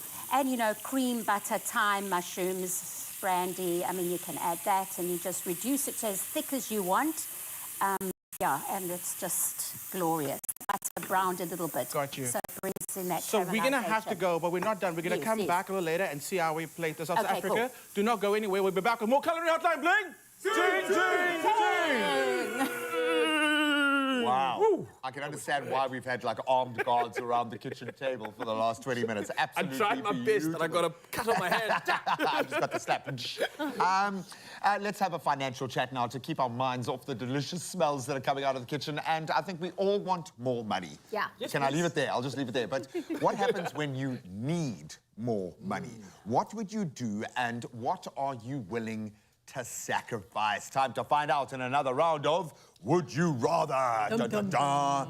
This one sounds quite severe. I'm not going to ask you to like chop off a limb or do anything like that. It's like something hectic's coming. Yeah, but it might feel like that sometimes. So here's the scenario. The cost of living is increasing and you're not making it through the month. And we know that many South Africans, 3 out of 4 in fact, aren't seeing their money extend to the end of the month.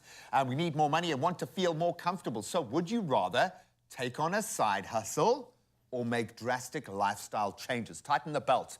I'm going to punch another hole in the belt. I'm just going to hoya. Step in, enjoy the ride. This is a tough question. It speaks to, I suppose, partly where you are in your season, where you are in your life, but also the kind of person you are. So, Zoe, how do you tackle this one? I would not be able to do A, because then that means the only time I still have free is the ones I require for sleeping, which isn't much. So I can't do A. I'll sacrifice need to sleep. make drastic lifestyle changes, whether that is looking at scaling down on the wedding, looking at perhaps re-evaluating my insurance policies to see, you know, do I need to... Are you getting what you pay for kind of Am thing? I getting what I pay for? Like, it's a little bit more admin, but perhaps shop around and see who I can get the best deal with, because that's one way of surely bringing my monthly expenses down. Definitely. And those small increments across the board over time, that's the incremental. And people are competitive now, so it's worth shopping around. Does add up, yeah.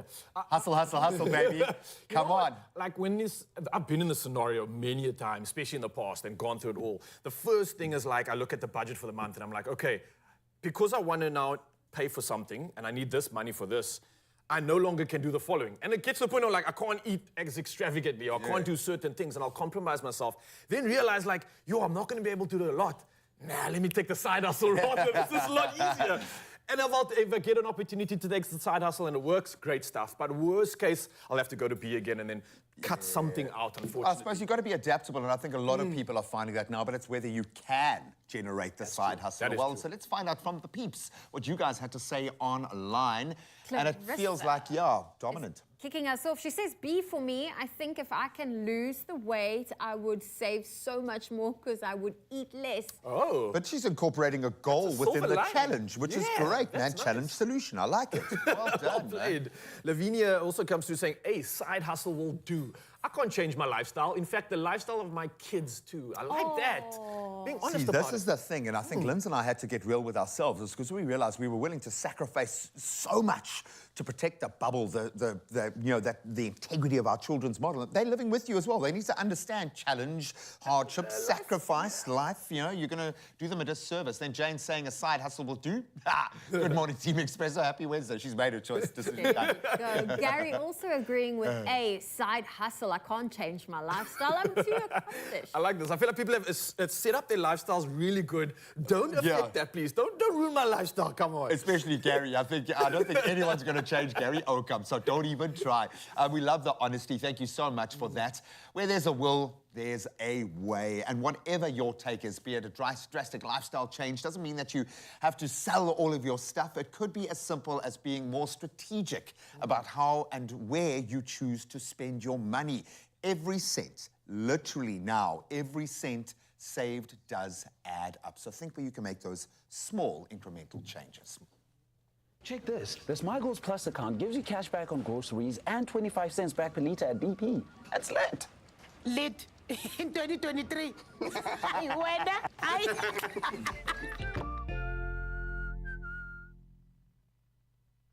as promised, we're about to plate up this amazing dish. Abby, take it away. Look how beautiful. This has rested this beef for 15 minutes. And I'm just going to pop it here. I mean, it's just perfect, but obviously you can cook it a little longer. And then pass us our beautiful sauce. Look at steak. That. Look at that steak. Oh, it's so beautiful. Just beautiful, homely, but like a little restaurant style to impress your guests or family. Yes. Or you. And can you smell the coffee? It's like... It's subtle. It's not like an explosion, and it works. Yes, yeah. Oh, Abby, that's you amazing. can thicken the sauce a little bit more if you want.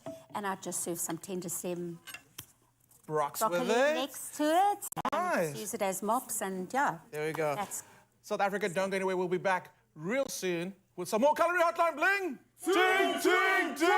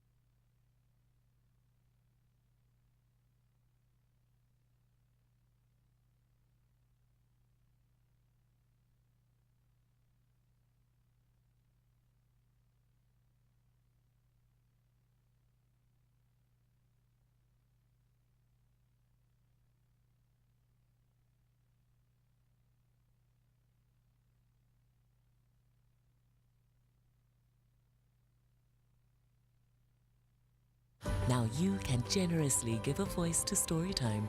Visit our library of homegrown audio stories at cadbury.co.za.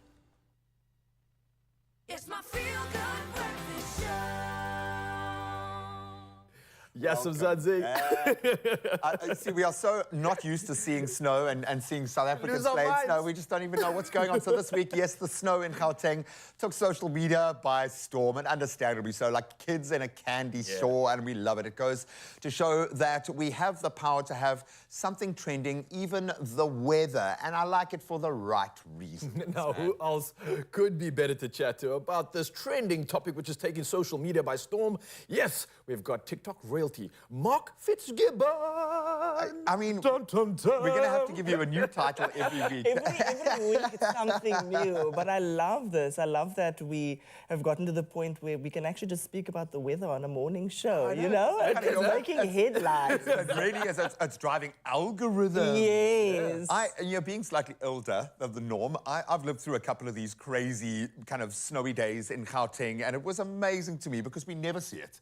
You never ever, but with the advent of social media, it takes it to a different space. And when you look at some of the videos, it looks like we're looking at America or somewhere else. But why do you think this creates such a buzz in South Africa? Are we just like nanas? We really are, and I love us for that. And we've got this sense of humor where we can take something that's either serious or something that's just normal and just pump it up to 100 and make it into some sort of trend or challenge. And I love it. I mean, for the past few days, you know, there's like this internal war that's going on between Cape Town and Joburg. Yeah. And just seeing how all the Cape Townians are sitting like, no, okay, they've got ice now, that's fine. We still have the mountain. Yeah, we've got the best sun. Yes, okay? yes. We'll melt your snow. It's been amazing just to see how everyone's kind of, you know, laughing together and celebrating. What, like people in Canada or places where it snows? You're looking at us like, what is wrong with you people, man? Look, the online craze has been in awesome, and I've been enjoying it, to say the least. I try to play a part in it too, but there's been tension between, like you mentioned, Cape Town and Joburg, and this is something which I really enjoy to see. This is something from, I think, Cassidy. I want you to take a look. Let me know what you think, and let me know how this rounds up this occasion. Do you see it snowing in Joburg? Yeah, it's snowing in Joburg. Do you hear it snowing in Joburg? Yeah, it's snowing in Joburg. Do you hear it snowing in Joburg? Yeah, it's snowing in Joburg. Did you hear it's snowing in Joburg? Snowing in Joburg! Is it snowing in Joburg? I love Cassidy so much. That's literally what the past few days have been like. I think 5 people have told me, Mark, it's snowing in Joburg. And I said, I know. I'm aware. Yes. I've reported on it already. But it's 11 years. I thought it was slightly... It kind of felt like a couple of years ago, but it's mainly on like the areas where we normally get snow. Yeah. Should we be in like the big climate change? Is this something that we like, hang on a minute, it's snowing in Joburg, guys. Like, what's up? Yeah, should we be worried about these sorts of things, or is this like a normal cycle? It is a normal cycle. It happens, you know, every decade or so. But with climate change, these sort of weird, infrequent anomalies will be more frequent. So things like drought and wildfires in Canada and snowfall events where there's no snowfall. That's what scientists are predicting, that these anomalies will be more frequent. I mean, a little snow is always fun and games, but it might be pointing to, you know, changing weather patterns. Yeah. And that's the concern that we should have. But don't get too worried about a little snow on the mountain. I'm sure every single Cape Townian is going to go up to the mountain just so they can post something about snow. Yeah, to, you know, exactly. compete with the Joburgers, you know. And that's a good thing. Go and experience more life. In fact, we asked you guys to please do the same. Despite the cold temperatures, the snow also brings a lot of fun. And I think Leanne Manus, who we absolutely love on one of the other shows, found some time to build her own snowman. Let's get a bit judgy. Want to build a snowman? Wait. This is a big snowman. How cool is he? He needs a head. Bringing his nose in. Check, he's got a hook nose. A little hook nose. There we go. Hold on. His arm. There. One arm. What a great looking snowman. But he's our snowman. He's got a little hat. Do we have that red? That red thing? No, we don't have a red nose. Well, how's he looking in the front there? Can we give him eyes? Looks good. Looking good. It's looking real good. And he's smiling. Looks more like a bird man, but that's fine. There. Look, give it an hour. This place. One more. Oh! Oh, my word. I am a victim. Let me tell you. You don't understand. Okay, so that's the grass outside the SABC. Literally, my 16-year-old self was walking on that grass. Yes, I've grown up in that place. It's insane. So first of all, Leanne Manus, when are you going to age? At some point, so you're going to catch up to the rest of us, please.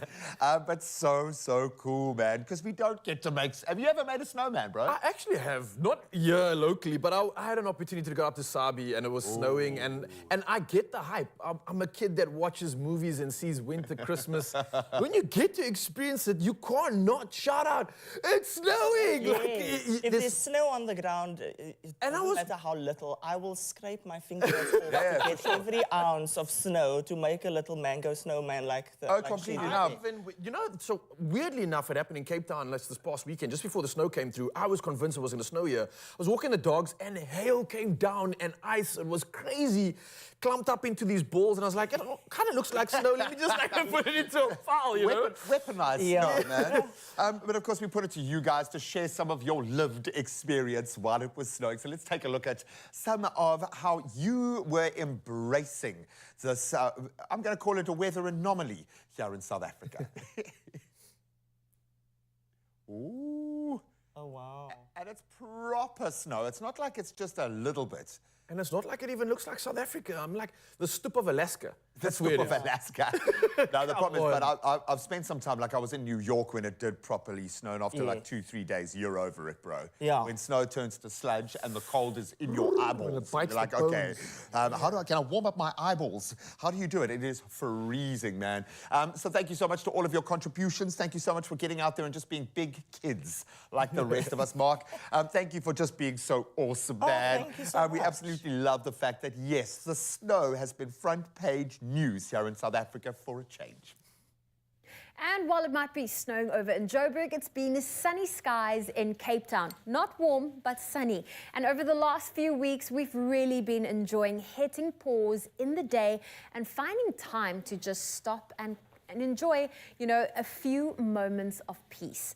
Now, this past week, Raul was generous enough to invite the cameras along with him and show us his favorite way to hit pause during a very busy week.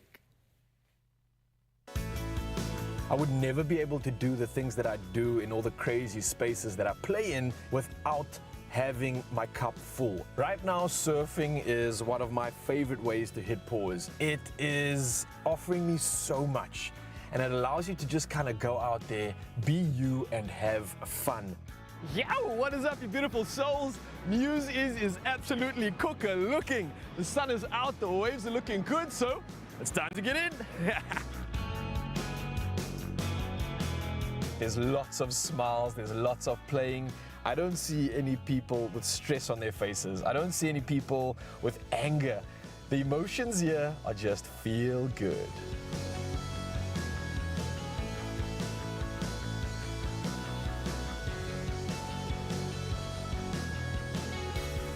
Yo, all right, I'm all warmed up. I couldn't be more amped. It's time to get our surf on.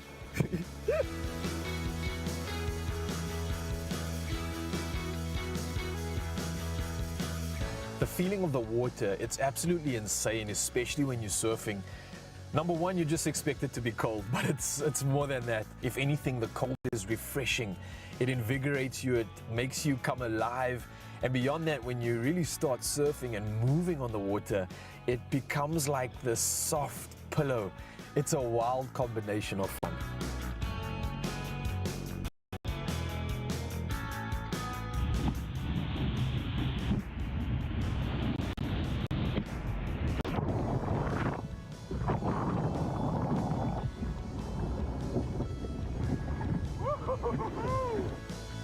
The feeling I get and how I feel when I'm surfing is insane. It's so special and it's so unique. It's this combination of freedom, of flying, of floating, and of just resonating with nature. The minute you're on the top of that crest and about to hit it, oh, it's like a roller coaster waiting to just explode. It might sound cliche, but you almost are becoming one with water, and in a sense, the water becomes your playground.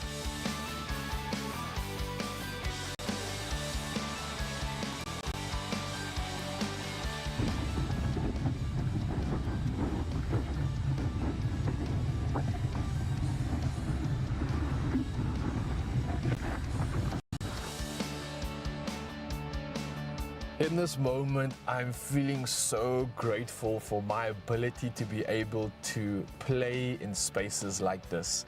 Having a body, having a vessel that can move is such an incredible gift.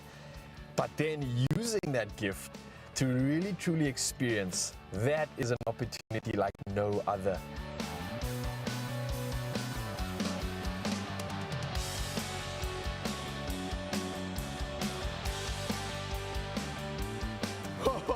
Honestly, that was just phenomenal. The stoke was so high, the soul was full, but I gotta be honest, it was a little bit chilly, and I think it's time to go get warmed up. Woo!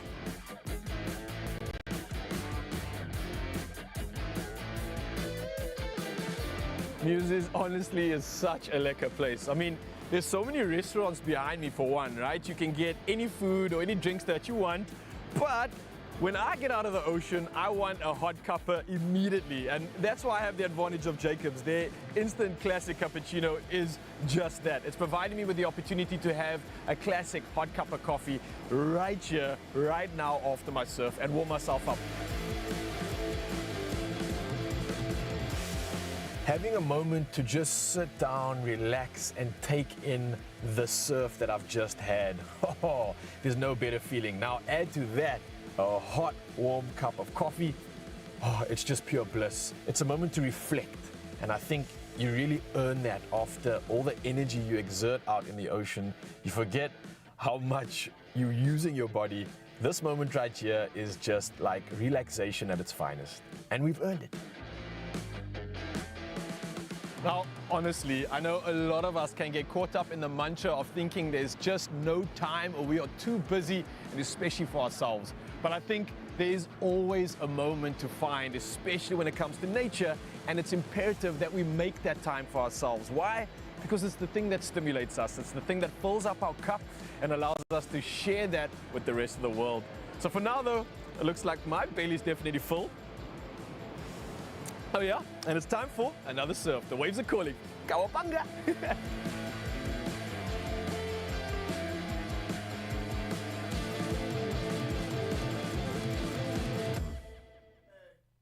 Right, just watching that, my toes are paining for you. Be honest, how cold was it? Look, I had a wetsuit on so it was warm, but my toes and my hands, freezing. The coffee definitely helped warm me up. I was about to say, you look so nice and cozy enjoying your cup of coffee. That's probably the best way to warm up. After a moment like that, the coffee just warms you up. You reflect on that moment in like church in the ocean.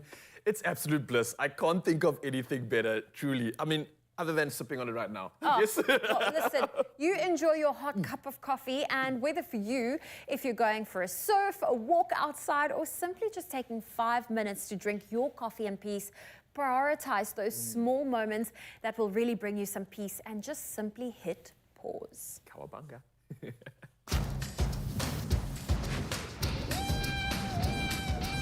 Making a cappuccino with thick creamy froth is now impressively easy. Watch South Africa versus Scotland live in France in a once-in-a-lifetime rugby experience brought to you by Clover. Catch the Box in rugby's ultimate showpiece, hosted by Springbok legend Skulk Burger. 5 lucky winners and their partners will be winging their way to France. Plus, take a cruise to the Mediterranean island paradise of Ibiza. Buy any Clover product to enter. Watch Expresso Breakfast Show every weekday morning for more information on how you can win. Made with love by Clover.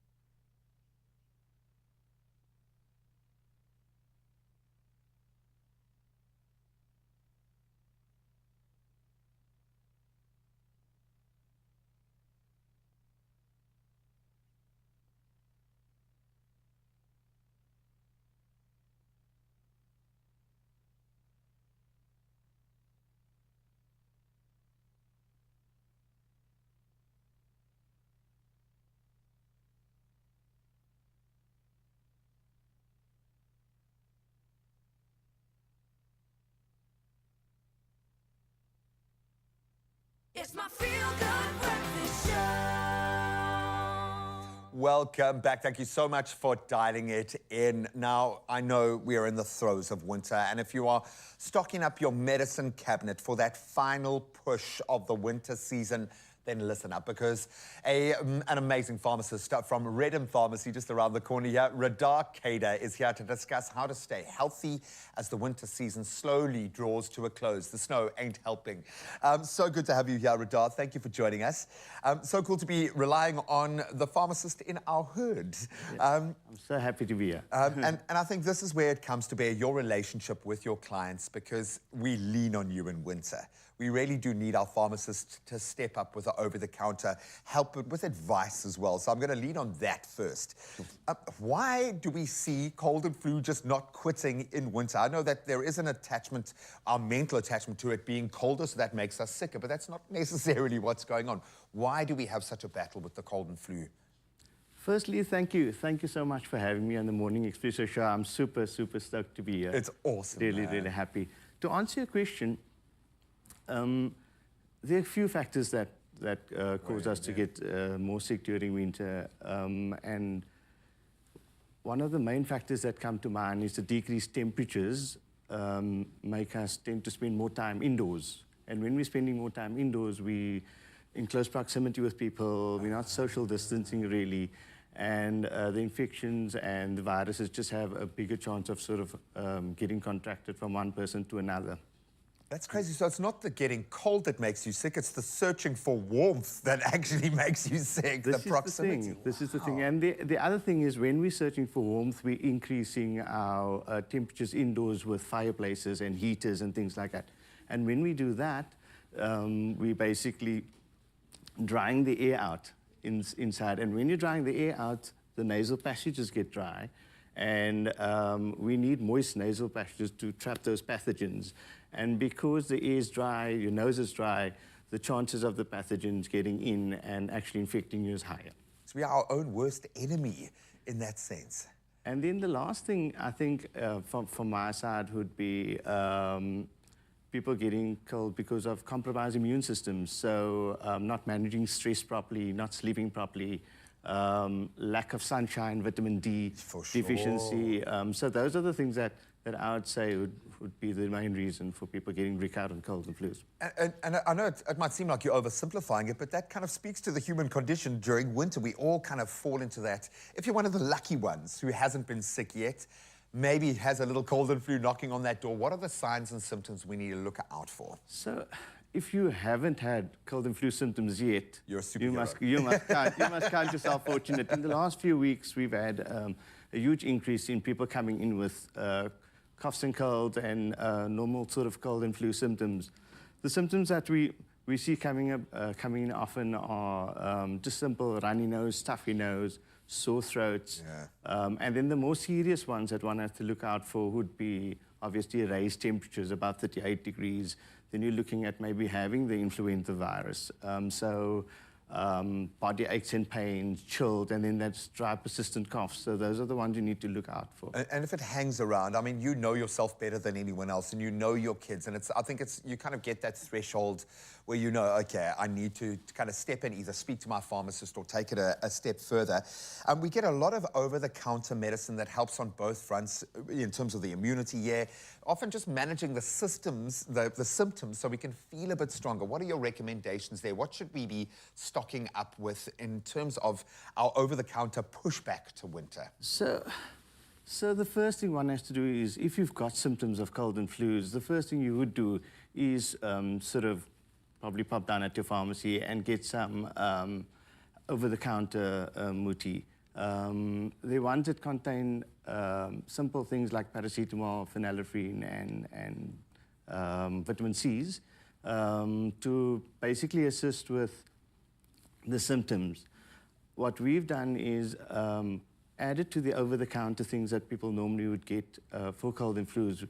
We'd always recommend something natural, and one of my favorite natural products to boost the immune system, as well as fight the virus, is olive leaf. I don't know if you've I heard live of by it, olive. bro. I live by it. So olive leaf, it's been around for 150 years. Comes in a drop form, in a tablet form. We recommend the spray. Yeah.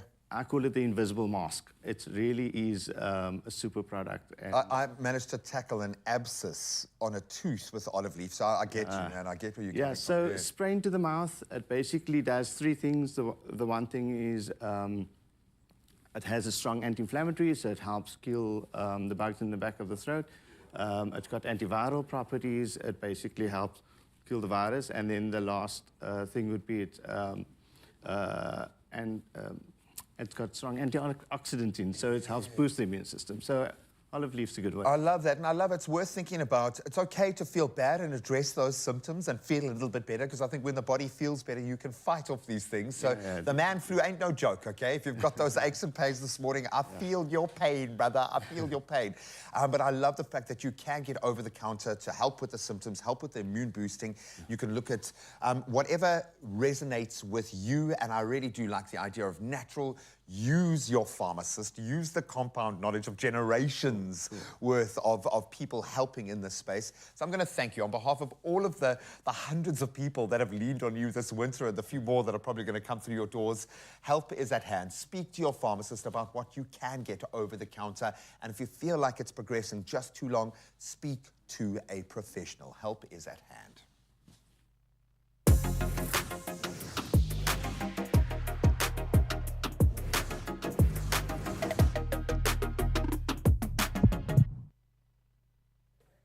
Oh, well, listen, we are calling all of our baking enthusiasts to put your baking skills to the test and indulge in the ultimate winter baking adventure with Golden Cloud's exciting competition. Oh, yes, it's time. I'm even getting excited because you stand the chance to win a weekly cash prize of 5,000 Rand for the next 4 weeks. And all you have to do is whip up a warming winter indulgent treat using Golden Cloud products. And speaking of, I'm going to get to it right now. Are you saying there are buns in the oven? Oh, yes, the buns are hot, coming my oven, fresh I'm out the just oven. saying. The Expresso oven. Well played. So I'm going to get to this, obviously, getting my basting on, putting some garlic, parsley, and a little bit of salt into this melted butter. But you've got to speak to the people because there's so much more going on here. Definitely. Now, once your bake is ready, like Raul is finishing up our bake for the day, snap a photo and share it with us on our WhatsApp line. Now, this is a special number, so write it down.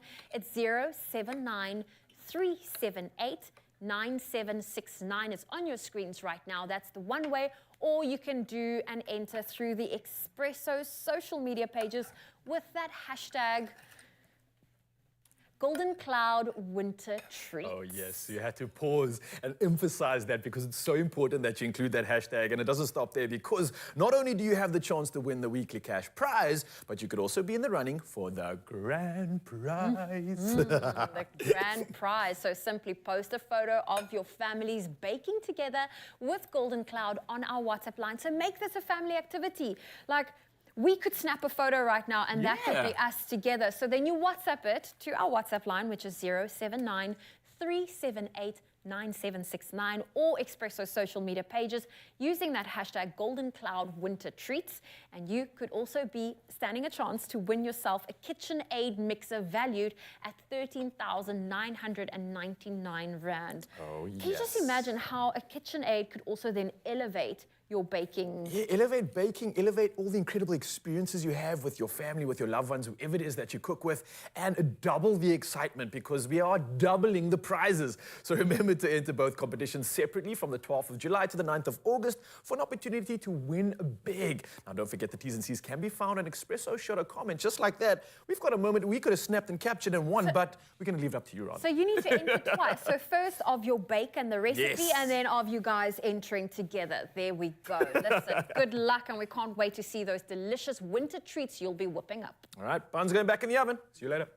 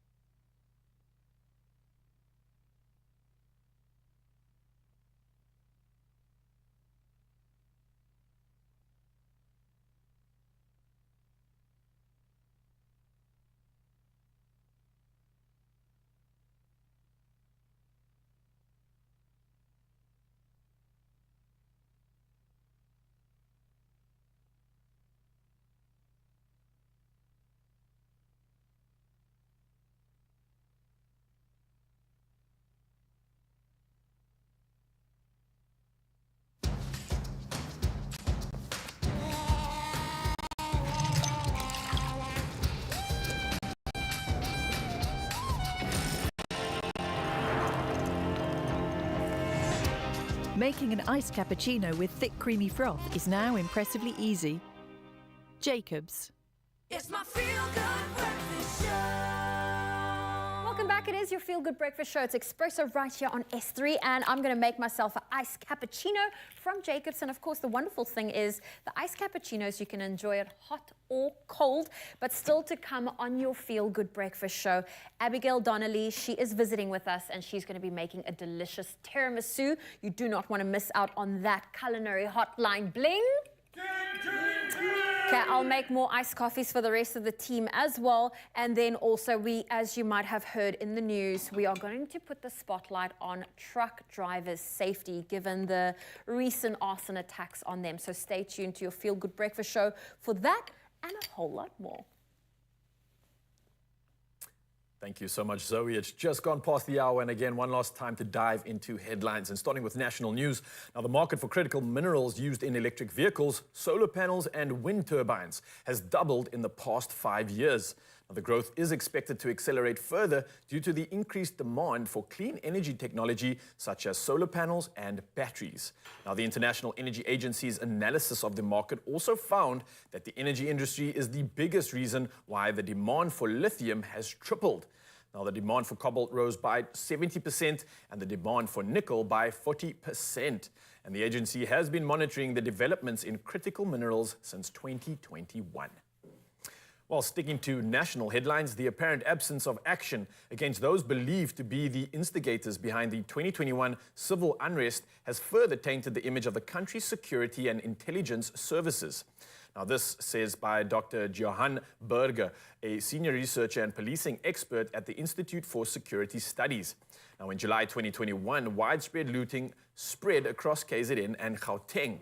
And 2 years later, police have confirmed the arrest of 63 people in connection with crimes related to incidents then, but the Institute says South Africans are still in the dark about the orchestrators of the unrest.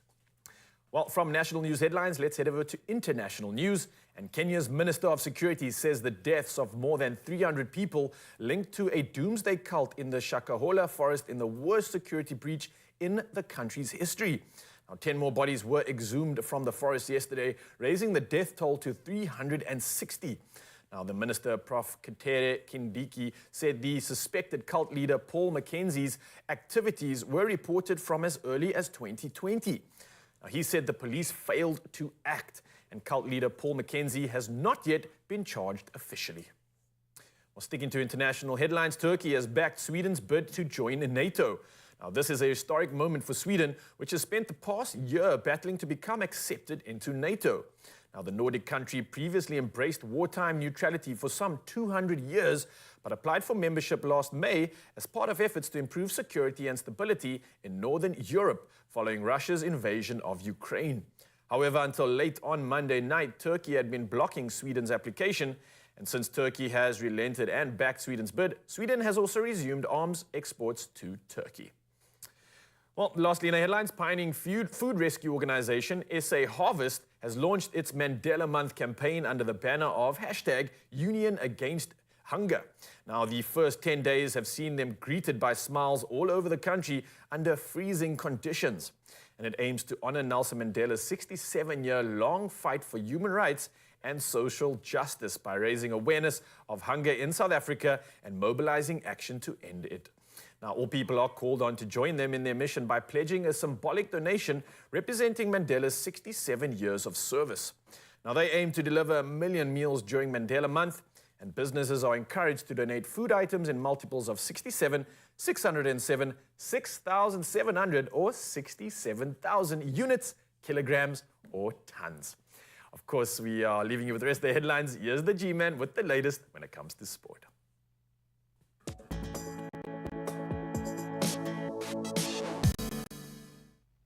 Thank you so much, Raul. Let's kick it off with a little green and gold. And proudly wearing his again, Eben Etzebeth's return to competitive action will be combined with the increased responsibility and honour as Springbok captain for the Crunch Rugby Championship meeting with the All Blacks in Auckland on Saturday. It's going to get real. The outstanding lock had been on the sidelines since early April when he sustained that shoulder injury. It's great to see him back in action. Then Dwayne Vermeulen, Argia Snyman and Peter Steph du Toit form the basis of that incredible bomb squad, also including including the man on screen, Malcolm Marx. Then getting a fantastic nod, Damian Willemse will start at number 10, while wing stalwarts Cheslin Colby and Makazolo Mapimpi, the finisher, also get the nod. This is a very strong team. Now, speaking of very strong, let's move over to athletics and a vindication of sorts for double Olympic 800-meter champion Caster Semenya. She was discriminated against by the rules requiring her to lower her testosterone levels. This according to the European Court of Human Rights ruling. So the 32-year-old appealed to the court over the way Switzerland handled her legal fight against World Athletics' rule that she must take medication to reduce her testosterone levels, as mandated by the track and field's governing body. Well, Semenya, who is classed as having differences in sexual development, or DSD as it's known, has refused to take the drug since World Athletics introduced the rules in 2018. So this must come as validation on a level. Now let's turn to tennis currently playing out, and he is marching on. Novak Djokovic continued his Wimbledon defense as he saw off the challenge of Andrei Rublev to reach the semi-finals, while Ukrainian wildcard Elena Svitolina knocked out the world #1 Iga Swiatek to extend her stunning run at the championships. So Djokovic, he responded brilliantly to losing the opening set against Rublev as the defending champ went on to clinch an entertaining 4-6, 6-1, 6-4 and 6-4 win and advanced to his 46th Grand Slam semi-final. Incredible. Yannick Sinner will be his opponent. So that was after the Italian beat Roman Safulin. Then Svitolina, she produced a major upset.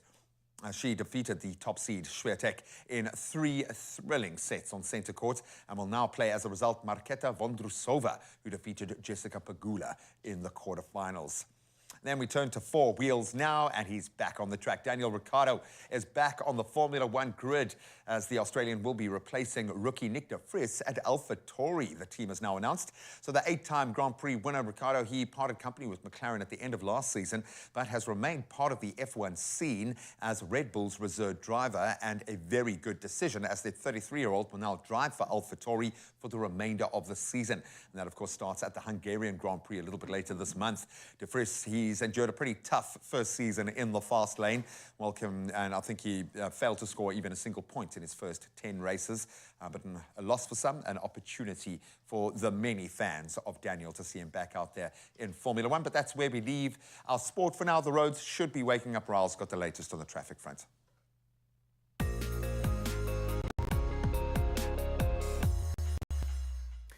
Thank you so much, Shima. And yes, let's take our final look at traffic this morning, if anyone is heading out on the road still. And we move to Germiston in Johannesburg. Now, there's a stationary vehicle on the N12 eastbound, and this before Elands Interchange. Now, the left lane is closed, so do drive carefully if you are in the area. Moving over to KZN and Ashburton to be specific, there's a stationary vehicle on the N3 eastbound, and this after the ramp to Ashburton. Now, the left lane is closed, so do stay safe if you are out there in this area. From now, though, we move from the road to the sky and see what's happening in the latest when it comes to weather.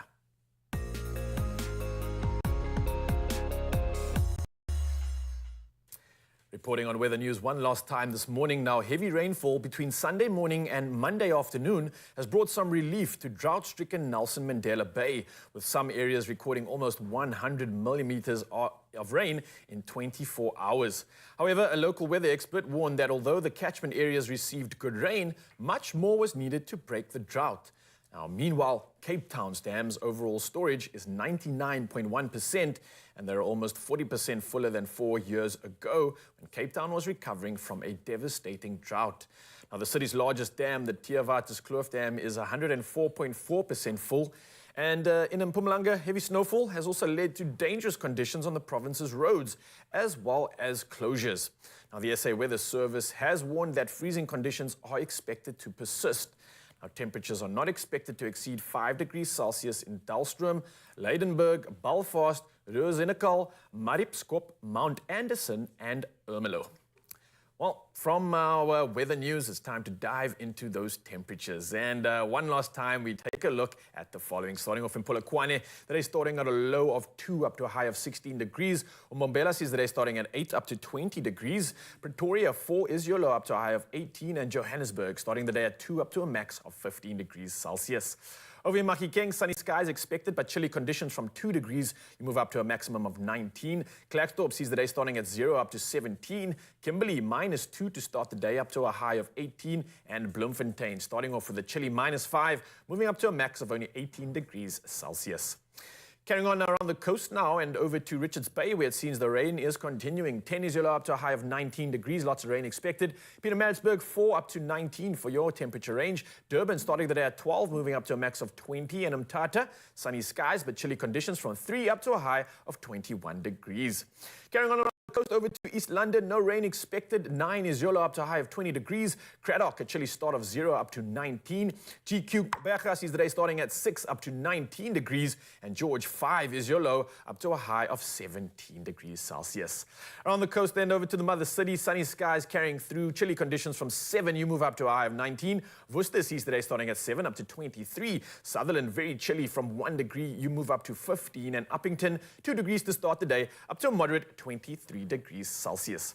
Of course, the best part of the morning, and one last time, we dive into the sunrise views of all of those pictures you sent in. And starting us off, we've got Maria Ellen. Now, she's out in Dalstrom in Mpumalanga and shared her image of her daughter having fun in the icy weather. And look at the joy on that face. Oh, I'm here for this. Thank you for that one, Maria. Edward Matson is up next in Kokstad, and he shared a view of the snowfall. Look at this, an icy one indeed. Whew, but I love it nonetheless. And then we're moving over to brighter times in Cape Town. This one from Tace, and it is of the beach, sharing a perfect moment of the sun's rays out on the ocean. A stark contrast to what's happening in Joburg right now, but welcome to South Africa. The magic prevails. Next up, we got Prakesh in Durbs, of course, sharing another memorable view on the beach. Look at this. Whoa, the colors are just absolutely breathtaking. This might be a winner. Ooh. It's tough to decide with all this magic you send in, but thank you so much, Mzansi. Keep it coming. We'll do it all again in the morning. And for now, though, it's time to maybe snuggle up, cuddle up, and see what else we can do to keep warm during this cold winter. Oh, it's all about being cozy and happy, and our bedrooms are our sanctuaries. It is a place free from the noise and activity of our daily lives, or at least it should be, and that's why it is so important to create a space where we can really escape after a long day at work. And that's why we've brought our favorite stylist and blogger, Megan Pedro, into the studio, because she understands that quality moments that begin and end with quality sleep. And she's here to help us elevate our bedrooms with sophistication and comfort with Woolies' newest additions in bedding. Megan, it's great to have you here. Oh, it's so good to be back, thank you. And we are talking homeware, decor, especially for the bedroom. What is it about the bedroom that's just more than, you know, the duvet spread and the pillows? I mean, your bedroom and your bedding specifically can contribute to your quality of sleep. 100%, 100%. I think what's so great, I mean, I don't even have to do it, South Africa did it for me, but In Bed with Meg has never been better in the time that there's been snow this week. I feel like this is the time we all wanted to be comfy. It's school holidays. Are you spending more time in your room than right now? Yeah, and I mean, you have the bonus if you are working from home and you get to do emails from the comfort of your own bed. But let's talk about the new offerings that Woolies have, and you've brought some of them along. Yes, okay. So, I mean, this speaks for itself, but I'm going to speak about the duvets quickly first. Okay. So we've got a selection of duvets. So I'm going to kind of demystify it. So when you walk into a Woolies, you are not confronted with a wall and going, what on earth do I do? Where do I begin? And I love that they've also moved away from the plastic packaging. 100%. And you now have these cute little baggies. You have a beautiful sleeve. Let me also start by saying all of these come with 2 pillowcases. So that's also really nice that you don't just have your duvet in the set. So let's start with this. This is your feather matelassé. Ooh. Matelassé. Yes, okay. So just, you know, another way to say that is that it's a padded or quilted kind of material. Ooh, so, okay. Real comfort, real luxury, and that's from your W collection range. It's also 300 thread count, so it's pure luxury. We move to your textured jacquard. Okay. Okay, so this is, well, you can see the fine texture in it. I always think of a bed, it takes up quite a lot of your room space. So if you have a beautiful texture or beautiful print on it, think of it in your space. It really is like an outfit, how much you can pull off, you know? And we want to play with textures. 100%, 100%. We move to your digital print. Again, bringing in a little pop of color, which I'm really loving, but staying in the neutral family. You know, I love a neutral palette, and then you add to that, which is such a great way. I'll show you in a little bit how to do that. This is also your W collection, 300 thread count. These two, I mean, pure luxury. And play around. I mean, I change the duvet every Tuesday, the pillows every Friday, so the bed's always fresh. So we play around between a bit of colour, back to white. Oh, I love bit of colour, back to white. And you can also play around with your duvet, and it just keeps the bedroom exciting. I think you do that with your outfit, right? You go a little bit neutral, you go a pop of pink. It's a great way to do it.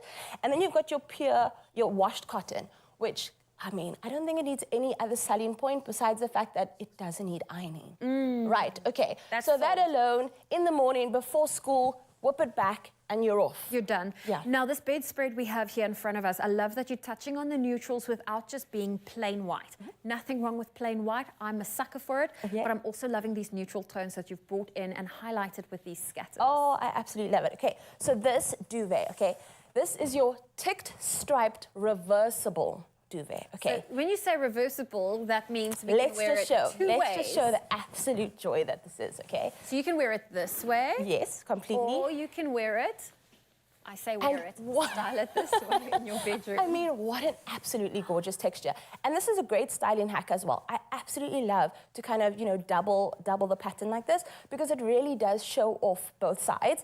And then exactly like that, the pillows are also reversible, which I absolutely love. This is hyperallergenic, so it goes from season to season. It is microfiber, and it starts at $2.99. Oh, this is incredible. And I mean, especially for the kids' bedroom, like play around with their favorite colors, and then you have basically a 2-in-1. 100% a 2-in-1. But then we bring in the color palette, right? You know that I love to bring in plants and beautiful things, so this is another way to kind of bring in that beautiful pops of color. You don't have to change the entire bedroom. You just bring in pillows and throws.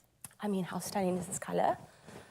So now we have pattern on top of pattern on top of pattern. Does it really get too busy? I really do think it depends on what your rest of your room looks like. Okay. If you've got a really dark palette, you know, maybe it could be quite contrasting, but essentially I always say that styling is to your eye. Woolies also has covered with very, very neutral ones. So I mean, you really are not, you know, stuck to one thing. I love that. And layer. When you layer, you're also taking away from that really, you know, bold print. Just a nice way to kind of throw it in. This throw is unbelievable because I'm assuming this is also reversible. Oh, yes, it is. Listen, we are here for the reversible. 2-in-1s is the way to go. Megan, thank you for showing us all of these incredible ways on how we can style our bedroom, elevate our bedroom, but also bring versatility in it by being smart with our shopping choices. Oh, I love that. Oh, there we go. Well, listen, quality bedding equals quality sleep. So invest in your bedroom and create a sanctuary where you can be at peace. You can shop newness in bedding at Woolworths, home, in-store, online, and on the Woolies app.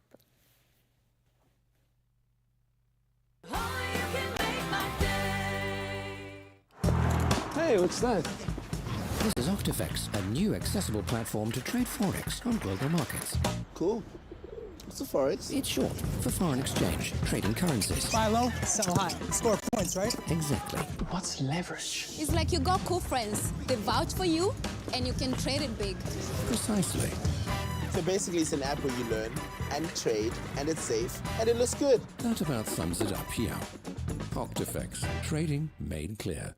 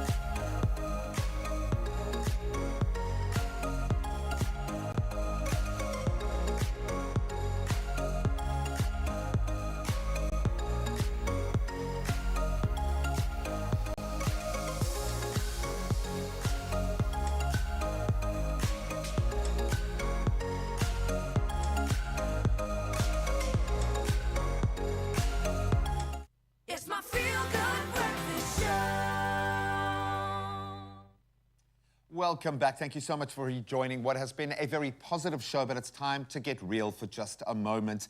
And we're going to focus on one of the news stories that really does dip into our our lived experience, as I always call that. And we have seen it blow up on social media. The beginning of the week was marred by the disturbing news of trucks being torched and obviously on a massive scale being attacked and then set alight. And that's across the country. We have been affected by these particular stories. So let's hone in on that story at the beginning of the week. As I said, marred by the disturbing news that trucks were being attacked and set alight across the country in Limpopo and KZN, with at least 16 trucks torched this week alone. Now, no clear and unifying motive has been found as yet for these crimes, and that's exactly what they are. This morning, we are connecting with the president of the Truckers Association of South Africa, Mary Pardee, who I would imagine is probably more concerned than most. A very good morning, Mary. I'm so sorry that we are connecting over this particular moment in time, but let's set the scene. 11 trucks were torched over the weekend, 6 in KwaZulu-Natal on Saturday, then 5 in Mpumalanga on Sunday night. How concerned are you and your truck drivers about what is going on? Because people's lives are at stake. At the moment, we are sitting with 20 trucks. This morning, 4 trucks are burning in Mpumalanga as we speak. We are really concerned, and it is a clear sign that somebody is trying to get attention from the government. And it's not the first time that we've seen this kind of manifest, if you will. How does your industry then, your truck drivers, how do you keep them safe in this reality? What is your response to what's happening? Where do you begin? Look, we went to the extent where operators in the industry also employed security companies. These are the people that have been updating us since the incident that happened at early hours on Monday. So we did that 2 years ago, and without any plans, because we realized that these attacks comes anytime, and that information has helped us to be where we are now. Everybody's aware. I believe that they saved more lives to be on the road with this incident when they started burning those 6 trucks in KZN. That begs the question, what can we do? Because I think the social media reporting, that citizen reporting, has certainly added another element here. How can we aid in keeping truck drivers safe? How can social media be used in the right way in this instance? It is obvious that we need to make sure that we add more technology into the trucks. We currently have drive cams, and the plan now is to the extent of engaging companies that will be assisting us to have more advanced panic buttons that drivers can be able to use, because it's clear that whatever that has been installed is not enough. Looking at the situation that is happening, if they say to the driver must step down, and there's 4 more trucks behind that 1 truck, something can be done with it. Completely. And once again, I reiterate how sorry we are that your drivers are having to endure this right now. Are there particular hotspots, areas? We know certain kind of broader areas like in Mpumalanga being listed, but are there areas that you're most worried about? And what do we need to do if we see or encounter an incident like this? It's your main route, N3, N2, N12, they've already been affected. So they normally start at the N3, and your next target would be the N4, and the next target is N2. We are saying to the motorists, and we are saying to truckers out there, please try by all means to avoid using that route, especially at night. All right, we know that these are extreme circumstances. So, Mary, thank you so much for joining us. Please stay safe. Please send our best to all those that are being affected. And let us know if there's anything that we can do as the broader public to help you in your efforts. Hopefully, we will start to see some answers as to why this is happening. But thank you so much for your efforts and your time. Thank you very much. Thank you, Cam. Disturbing events indeed to see trucks being attacked and set alight. This speaks to the country's infrastructure. Investigations are now ongoing, and we are wishing our truck drivers, most importantly, safety during this time. Yeah, safety on the roads for all. And speaking of being on the roads right now, let's head to the roads with Harmony Katalundi. Yes, he is doing some fun things, getting us all excited for the Rugby World Cup. And he's down in Sandton with Total Energies, and they're doing something special. Let's find out more about what Harmony's up to, brother. And let's see if he can serve the people. Hello, all right, how are you? Good. Welcome to Santon Drive, Total Garage. Thank you, Baba. You know what to do, my friend? Full tank, my chief. Full tank. When your pit stop is this great, then you know your drive is going to be amazing. We are here at Total Energies Santon Drive, and woo, we've got some fantastic news for you. We've got so many incredible offers right here for club members. Basically, what are we talking about? Total Energies, which is one of the Rugby World Cup's greatest sponsors, is giving you an opportunity to win one of 5 double tickets for the Rugby World Cup. And you get to watch South Africa versus Ireland on the 23rd of September in France. It's going to be incredible. But let me show you how you do it. So basically what happens is you need to get yourself the Total Energies app, which you can find on your Google Play, or you can find it on whatever app store that you have on your phone. And then you get that, or you go onto the USSD and make sure you do. I'm telling you, the details are going to be on there. So get whatever you need to do to get the app, go on to Total Energies, register, do what needs to happen. But we're here with the petrol attendant who's going to tell us a little bit more about the competition. My good sir, so tell me, are you excited for the Rugby World Cup? So much excited. Yeah. Do you love rugby? Do you like sports? Yeah, I'm one of the rugby fan. All right, so Total Energies is giving us the opportunity to win one of 5 double tickets to the Rugby World Cup in France. So how does this work? What do you do? First of all, whenever you come to the Total Garage, you spend 700 rand or more. Yeah. Then you automatically have a chance to win the double ticket. For you, so that for you to be able to enter the competition, right? Yes. Yeah. So basically, you have to spend 700 rand for you to be able to enter the competition, and it's so easy. I think 700 sounds like, oh, it's a lot, but it's actually so easy. Whether you spend it on your fuel or you spend it at the incredible Bonjour store, it's so simple, so simple. So make sure you get your app at the Total Energies app or your app store, whatever the case may be. The details are on the screen right now. So make sure you get whatever that needs to be gotten. Here at Total Energy, it's so incredible. But I'm going to bring it back to the studio so that I can tell you a little bit more. You can see I'm super excited. I'm super exhilarated because, wow, you get to win one of 5 double tickets. It's going to be amazing. Back to you in studio. Yes, absolutely love that. Harmony coming through, serving the people. And yes, let me just remind you, if you're out there and you spend 7 rand or more in store, then you can get involved in being a part of that epic entry, and that's going all the way to France, seeing that SA vs Ireland game, and it's happening in September. So it's double tickets that you can get in line for. So what are you waiting for? Get down to Total Energies, get spending, because it's almost like an investment.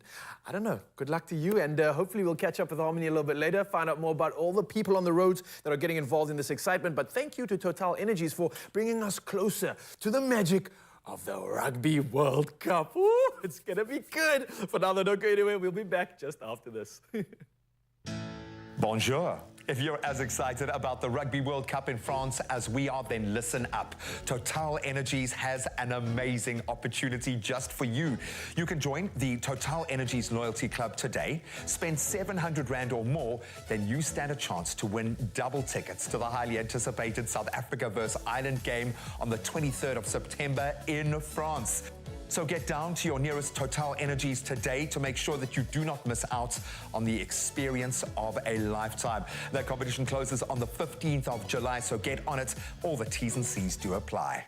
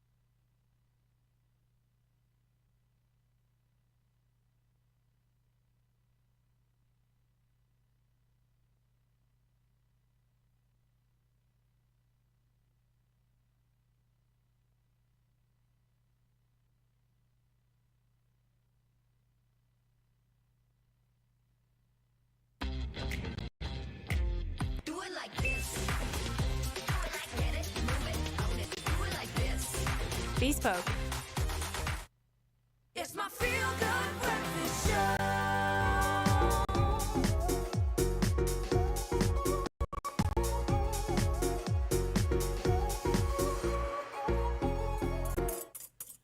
Welcome back to the final installment of the Culinary Hotline. Bling! Ching! Ching! Ching! So we've had two amazing courses prepared by the equally amazing Abigail Donnelly, and we're on to dessert. We are. We are, and I'm seeing very exciting things. What are we making for dessert? We are making a tiramisu, an Italian kind of fridge cake and trifle. But I've just seen it all over TikTok, social media. It's making its like classic way back. I love that. The retro dishes all coming back and making themselves known. So we're gonna talk and we're gonna cook at the same time. Yeah, I'll try to do that. That's very difficult for me. Let's do this. We can do it. Okay, cool. So I've made specially for you, and if you can't follow, go to www.taste.co.za because the recipes are there. There's so many tiramisu recipes. But I made quickly homemade lady fingers, also known as the traditional boudoir biscuit. It's delicious. It's so it's kind of, if you're doing a special occasion, it's quite worth it. Okay, so whisk those for me. We've separated that. I've got 2 egg yolks in here. This is for the creamy, dreamy filling, and mascarpone as well. If you don't fancy the thought of raw eggs, you really don't have to add the eggs at all. Yeah, it'll just be a little denser. And Clem, I'm not doing a traditional layered dessert, tiramisu. I am doing a freeform one. A freeform one. Which you can kind of put together the night before. There, you've got some... So it's a little different way of plating it up. I like it. I've got beautiful, strong coffee. Talking about plating it up, can I ask you a question while you're cooking again? Yes. With this year's Eat Out judging, what are you hoping to see from the restaurants that are going to be part nominated of and that? Nominated, yes. I'm hoping to see consistency, the unique, beautiful quality of ingredients, the hero of the ingredient on the plate, and I'm also, most important, whatever the chef has set out to do with his philosophy, put it on the plate. Have a story. I want storytelling. Storytelling, absolutely. Yeah. Okay, so this is a story because this is, I think, sherry, and then we've got some rum. You can use brandy as well if you want, and if you're not into some alcohol, then just add your coffee. You can add a little bit of vanilla or a little bit of almond or even orange juice or just the coffee. Okay, cool. Now I need another. Oh, here we go. There we go. Okay, so now we're going to dip. We're going to dip. We've got all the... What do I do with the egg whites? We haven't got the sugar. So I'm using icing sugar, not caster sugar, because we're not cooking, so it dissolves nicely. You don't want the crunchy sugar to interrupt with the smoothie, creamy. Got you. Yeah, so there we go. That's that. And then if you could fold that in a little bit, that's great. Well, I do a little bit of dipping. You doing the whipping, and I'm doing the dipping. Okay. Perfect. Okay, cool. So what else can I ask you about the restaurant? So, yes, tell me. Because I'm very, very excited. So for the young chefs that are out there that are looking to get into the industry, what advice do you have for them? Yeah, the young chefs just need to... even if they're not going to chef school, go and find a restaurant that you can go and learn with your eyes and technique. Just be really sincere about that, you know, and that shows your real kind of like need and want to be a chef.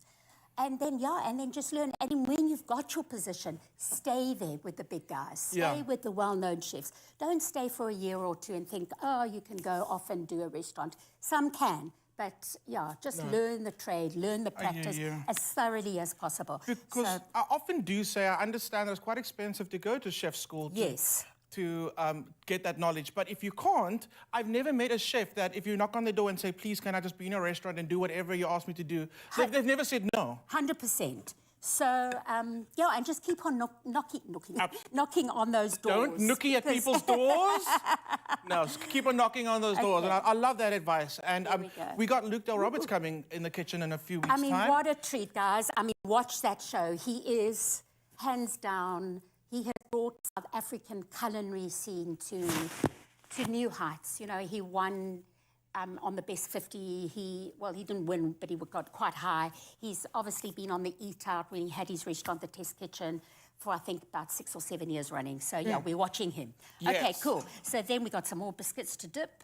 Okay, quickly, because I just want to show you how easy peasy this is. You can do it actually when your guests are This is there. kind of romantic, though, because instead of doing like a big, normal, traditional tiramisu, if you do this in a smaller plate, sit across your significant other, 2 spoons, 1 plate. I think that's a really good idea. I like cool. that. And even your guest, you can put all these things out on your guest. You can serve it in little pudding bowls or those lovely little glasses. Okay. Oh my gosh, this is just some chocolate drops or chopped chocolate. I've used a bit of milk and dark with a little bit of cream, and that's your ganache to pour over. Whoa, whoa. I mean, it really is. That's beautiful. Quite yummy, yummy, yummy. And then I've toasted some almonds, Clem, with icing sugar, just for a little bit of crunch. I do like that trick. When you we do toast our almonds quite often, but dusting them in icing sugar, it really makes quite a significant element to the dish. Exactly, It's crunchy, plus a little bit of sweetness as well. I like it. And then the dusting. And then dusting a little bit of cocoa. There we go. And there we go. That is our easy peasy tiramisu, which ends with a bit so of our good. steak and our fish. And yeah, are you going to go for it? I so want to go for it. This looks so good. I'll go in 2 then. And it's the biggest bite ever. I haven't had breakfast. It's a good breakfast. Abigail, you've been absolutely amazing. These recipes are outstanding. If you want to try any of them, check it out on taste.co.za, and you do want to try them. We'll be back again next week, same time, same place, for more Culinary Hotline Bling! Ching, ching! It looks delicious, It does. right? Oh, I'm going to try to steal that if I don't get a judo chop again afterwards. Oh, but you know what? That's the nice. The not so nice is when it's cold and flu season and those symptoms are getting us down. But no need to fear when you have effective medication to help you in the right way. And that is, of course, in the fight against flus and colds. And Carenza Parisi gave you the chance to win 5,000 Rand to make that cold and flu battles that much easier. Yeah, now all you had to do was actually really easy. We wanted to ask you the following on a scale of 1 to 10, right? 1 being sniffles and 10 being full-on man flu. How bad do you get sick with flu during winter? Now, we have so many entries that have come through, but we could only choose one. So put your hands together for... Drum roll? No drum roll?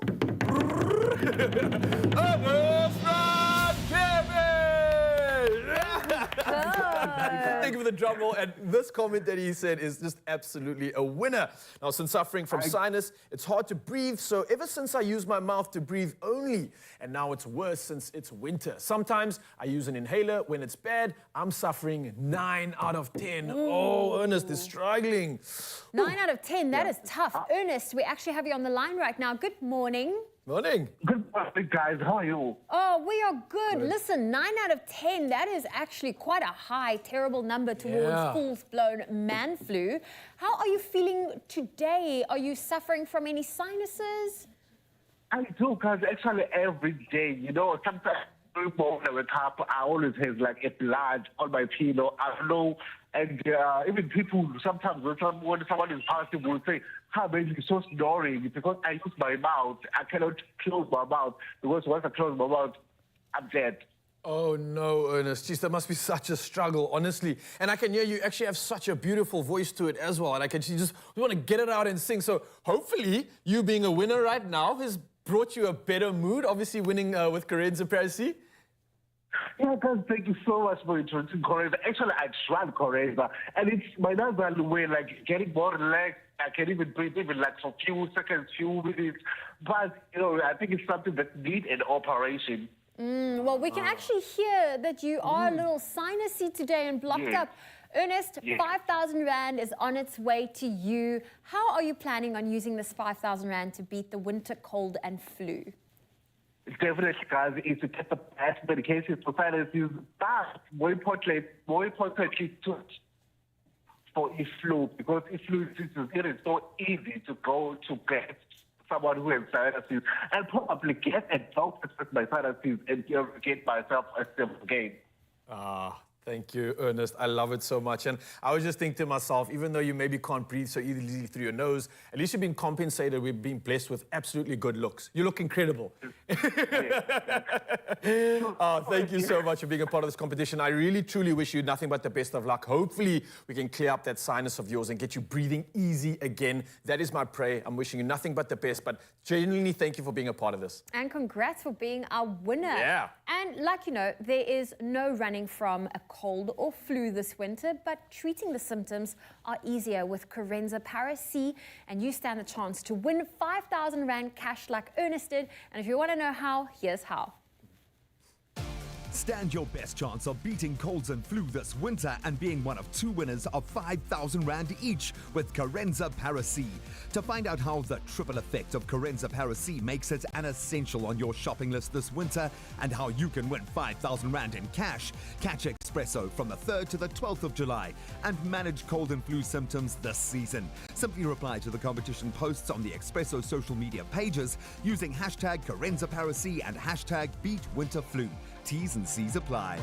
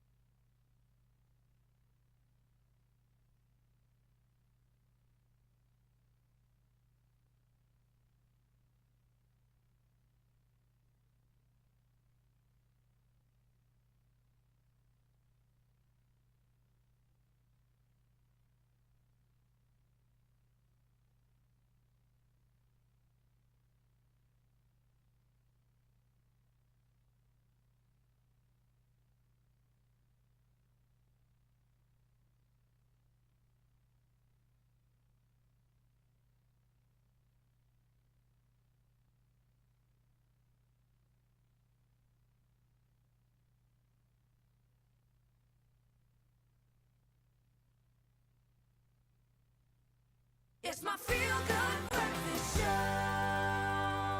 We love it when we get to connect with you out on the road, not while you're driving, but maybe when you take a pit stop at your closest Total Energies. And if you happen to be in the Sandton area, get down to Total Energies Sandton Drive, probably one of their busiest, because there is an opportunity for you to get to the World Cup in France, and all you gotta do is spend 700 Rand or more. Let's find out how. Thank you so much. Thank you, Graham. We're back on your feel-good breakfast show, and the adventure continues here at Total Energies Sandton Drive. It is such a beautiful morning, and I'm just about to show you how easy it is for you to earn that 700 spin that will bring you into the automatic entry into the Rugby World Cup competition hosted by your one and only Total Energies.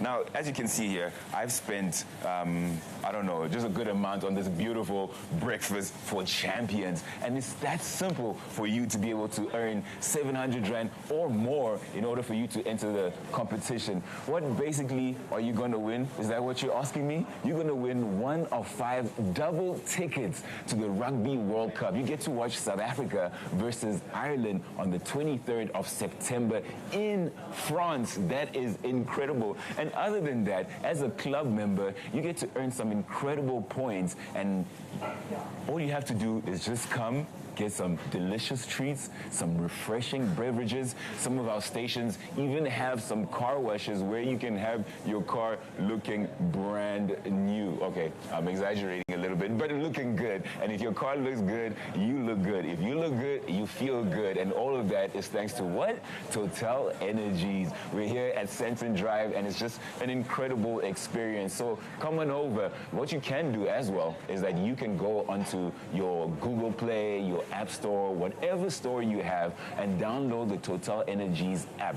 On that app, you get to also get a lot of experiences. You get up to date with promotions that Total Energies is running and just incredible competitions like the one I just mentioned earlier on. I'm so excited because the Rugby World Cup is one of the sporting events of the year. And here at Total Energies, you have a great opportunity to be part of that adventure and to also support our boys as they go attempt to get another win at the Rugby World Cup. Whew, it's going to be fantastic. I'm super excited. It's that easy. Let me remind you, it's easy. All you have to do is spend 700 Rand or more at a Total Energy, whether it's by fueling your car, getting your car washed, or spending a great day at the Bonjour stores right here at Total Energies. Now we are off to a great start today, and that could be your experience every time you go up and fill up and do whatever you need to do at the gas station and get an incredible opportunity to win some great prizes. All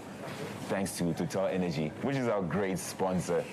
It's phenomenal. But I'm going to bring it back to the studio as they give you more information as to how you could be a lucky winner and how you can have an incredible day started, ending in the middle of your day thanks to Total Energies. I'm going to bring it back to you guys at the studio. All the best. Bonjour. If you're as excited about the Rugby World Cup in France as we are, then listen up. Total Energies has an amazing opportunity just for you. You can join the Total Energies Loyalty Club today. Spend 700 Rand or more, then you stand a chance to win double tickets to the highly anticipated South Africa versus Ireland game on the 23rd of September in France. So get down to your nearest Total Energies today to make sure that you do not miss out on the experience of a lifetime. That competition closes on the 15th of July, so get on it. All the T's and C's do apply. Harmony and Graham, other Graham, thank you so much, man, with all the major sports and some big events, man, some of the biggest in the world. The aim is to just keep the eye on the ball. So let's have a look at how this is done and have our luck of the day. You gotta keep your eyes on the ball. Oh, Nunu, man. Oh, Papa, stop it. Oh, stop it, Nunu. Oh, man. I've said this before and I'll say it again. This is not luck of the day. This make Zoe broody for the day. That is so cute. It literally, come on, Baba. it doesn't get better than this. That's basically like my mates trying to teach me to play sport my whole life. Just keep your eye on the ball, G. Come on, dude. Oh my goodness. But also, like, I love how kids are very literal. Yeah, so much so. So warning so for you, real. Clem, warning. Well, Papa Bear is going to be back in just a moment as we round off all the excitement in the kitchen. Oh, yes, in the kitchen indeed. So keep your eyes glued to this, of course, because there's so much to look forward to. And coming up, we've got the one and only Yolani J. More performances coming your way. And then, of course, another one on the socials, on YouTube and Facebook after the show. So stick around for that as well. We'll see you in a sec. Watch South Africa versus Scotland live in France in a once-in-a-lifetime rugby experience brought to you by Clover. Catch the Box in rugby's ultimate showpiece, hosted by Springbok legend Skulk Burger. 5 lucky winners and their partners will be winging their way to France. Plus, take a cruise to the Mediterranean island paradise of Ibiza. Buy any Clover product to enter. Watch Expresso Breakfast Show every weekday morning for more information on how you can win. Made with love by Clover.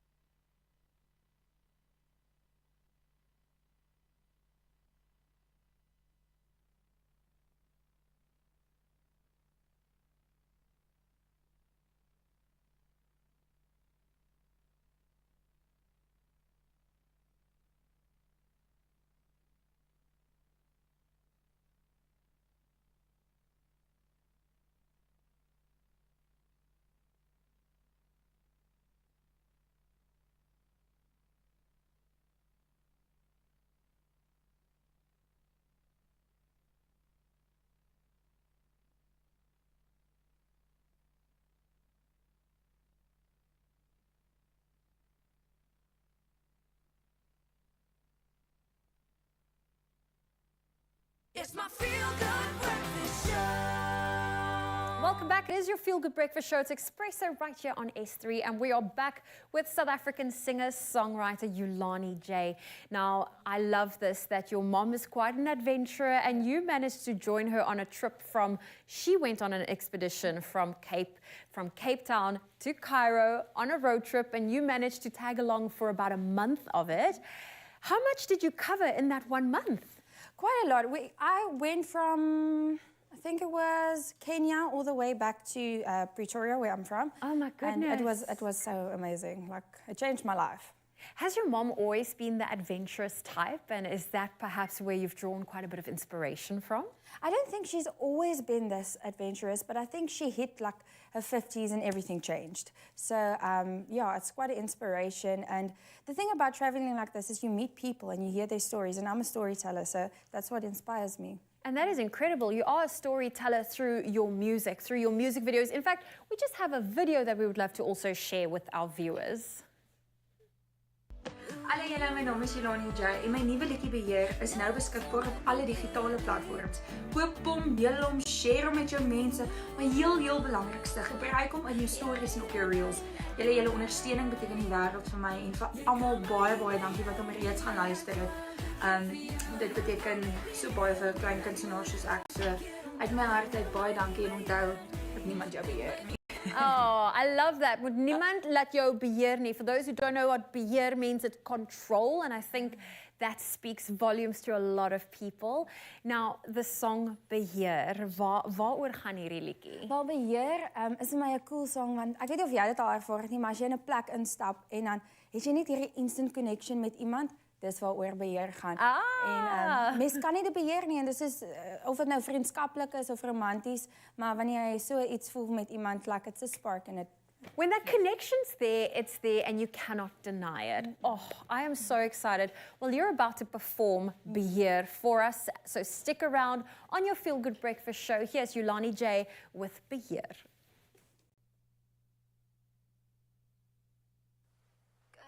Nie beheer nie, nie myself beheer. Oh, jy sal my nie kan keer nie. Ek het my oog op jou, en selfs met afstand. Ek sien jou net nou, en ek kan wegry. Ek sal pad na jou.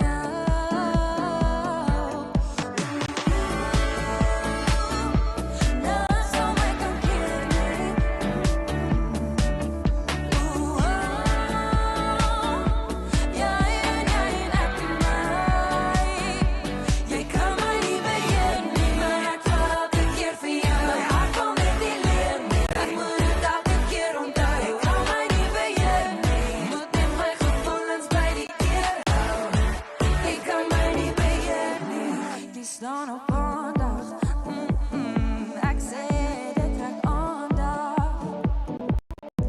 Te veel verduidelik, ek voel goed en nie duidelik.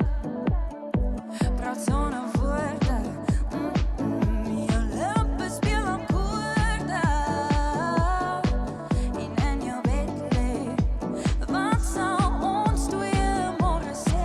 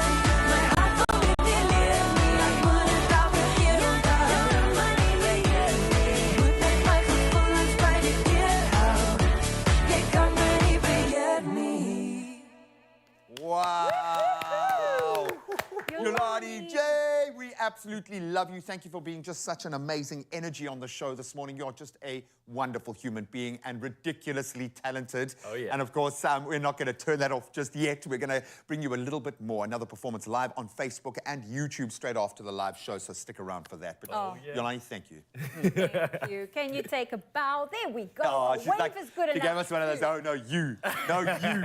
No, you.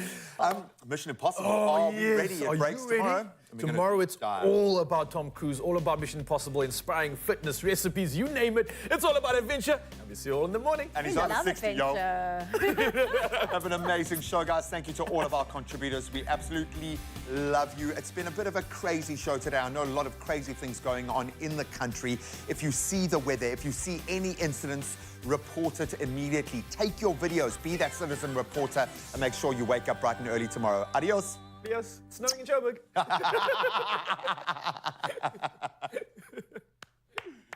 Well done. Another feel-good production.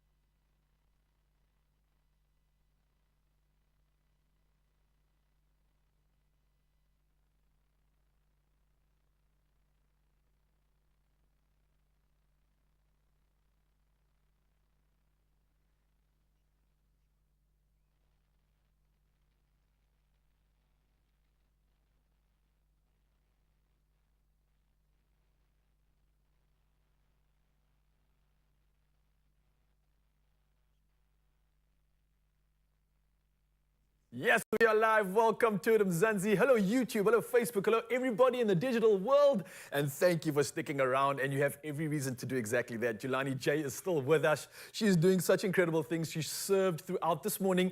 And we had to keep her around for one more performance. She has just been this breath of invigorating, fresh energy that we've needed. I want to ask you, though, it's been a while since you've been on the studio, right? It's been a couple years. I think it's been 10 years. What? A decade? A decade, right? No ways. Things have obviously changed quite a bit since then. For you personally, what's been the biggest change for you that you can really denote to your journey in this game of music? You know what, I think the biggest thing is, like, I think I found my voice and I know what I want to say and how I want to sound. So for me, that's been the biggest change and I love it. and seeing you just exude your energy out on the stage right now, you talk with such confidence. You're like at home, you have this like grounding. Was that always you? Was it something you had to develop through time? I think it's one of those things where the older you get, like, the more you realize who you are. And if you find yourself, and this is also what the next song is about, like, then you're grounded because you know who you are. Nobody's going to, like, shake you. Yeah. And I further wanted to elaborate on the song you're performing now. When was this written and where did the inspiration actually come from?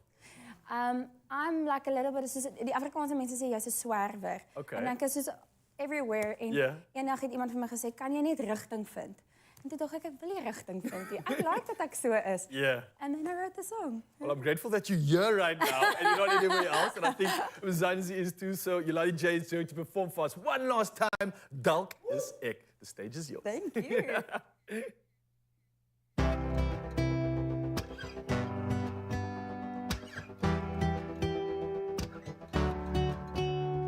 Zoveel dingen om jezelf te vragen. In mijn tijd, in de dag. Wat zoek jij in die ver verleden? Dat is baie goed wat in my kop dwaal. Te veel reels wat leven bepaal. Kan ek nog myself kry? Miskien moet ek afsonder. 'n bietjie wonder.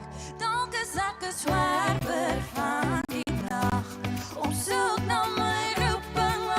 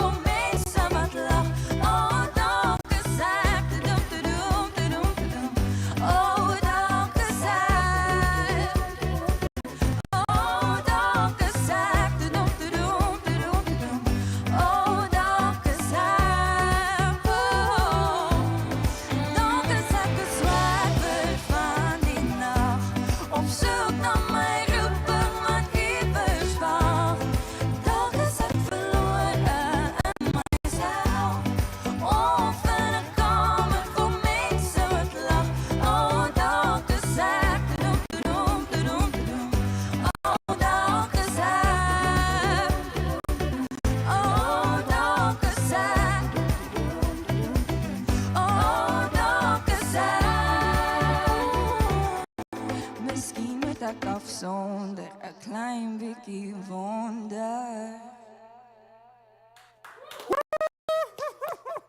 Yolani J. Dalkers Ek, thank you so much for serving us this morning. One more thing, because I know Mzansi is dying to know this. Yes. Where else can we find your music? Where else you will be performing? What can we look forward to? Well, I think the easiest thing is follow me on all social media at Yolani J, and any music platform you use, I'm on there. Well, you heard the lady. Say no more. And thank you once again. You've been absolutely incredible. Thank you, Mzansi, Facebook Live, YouTube Live, all the people out there in the digital world.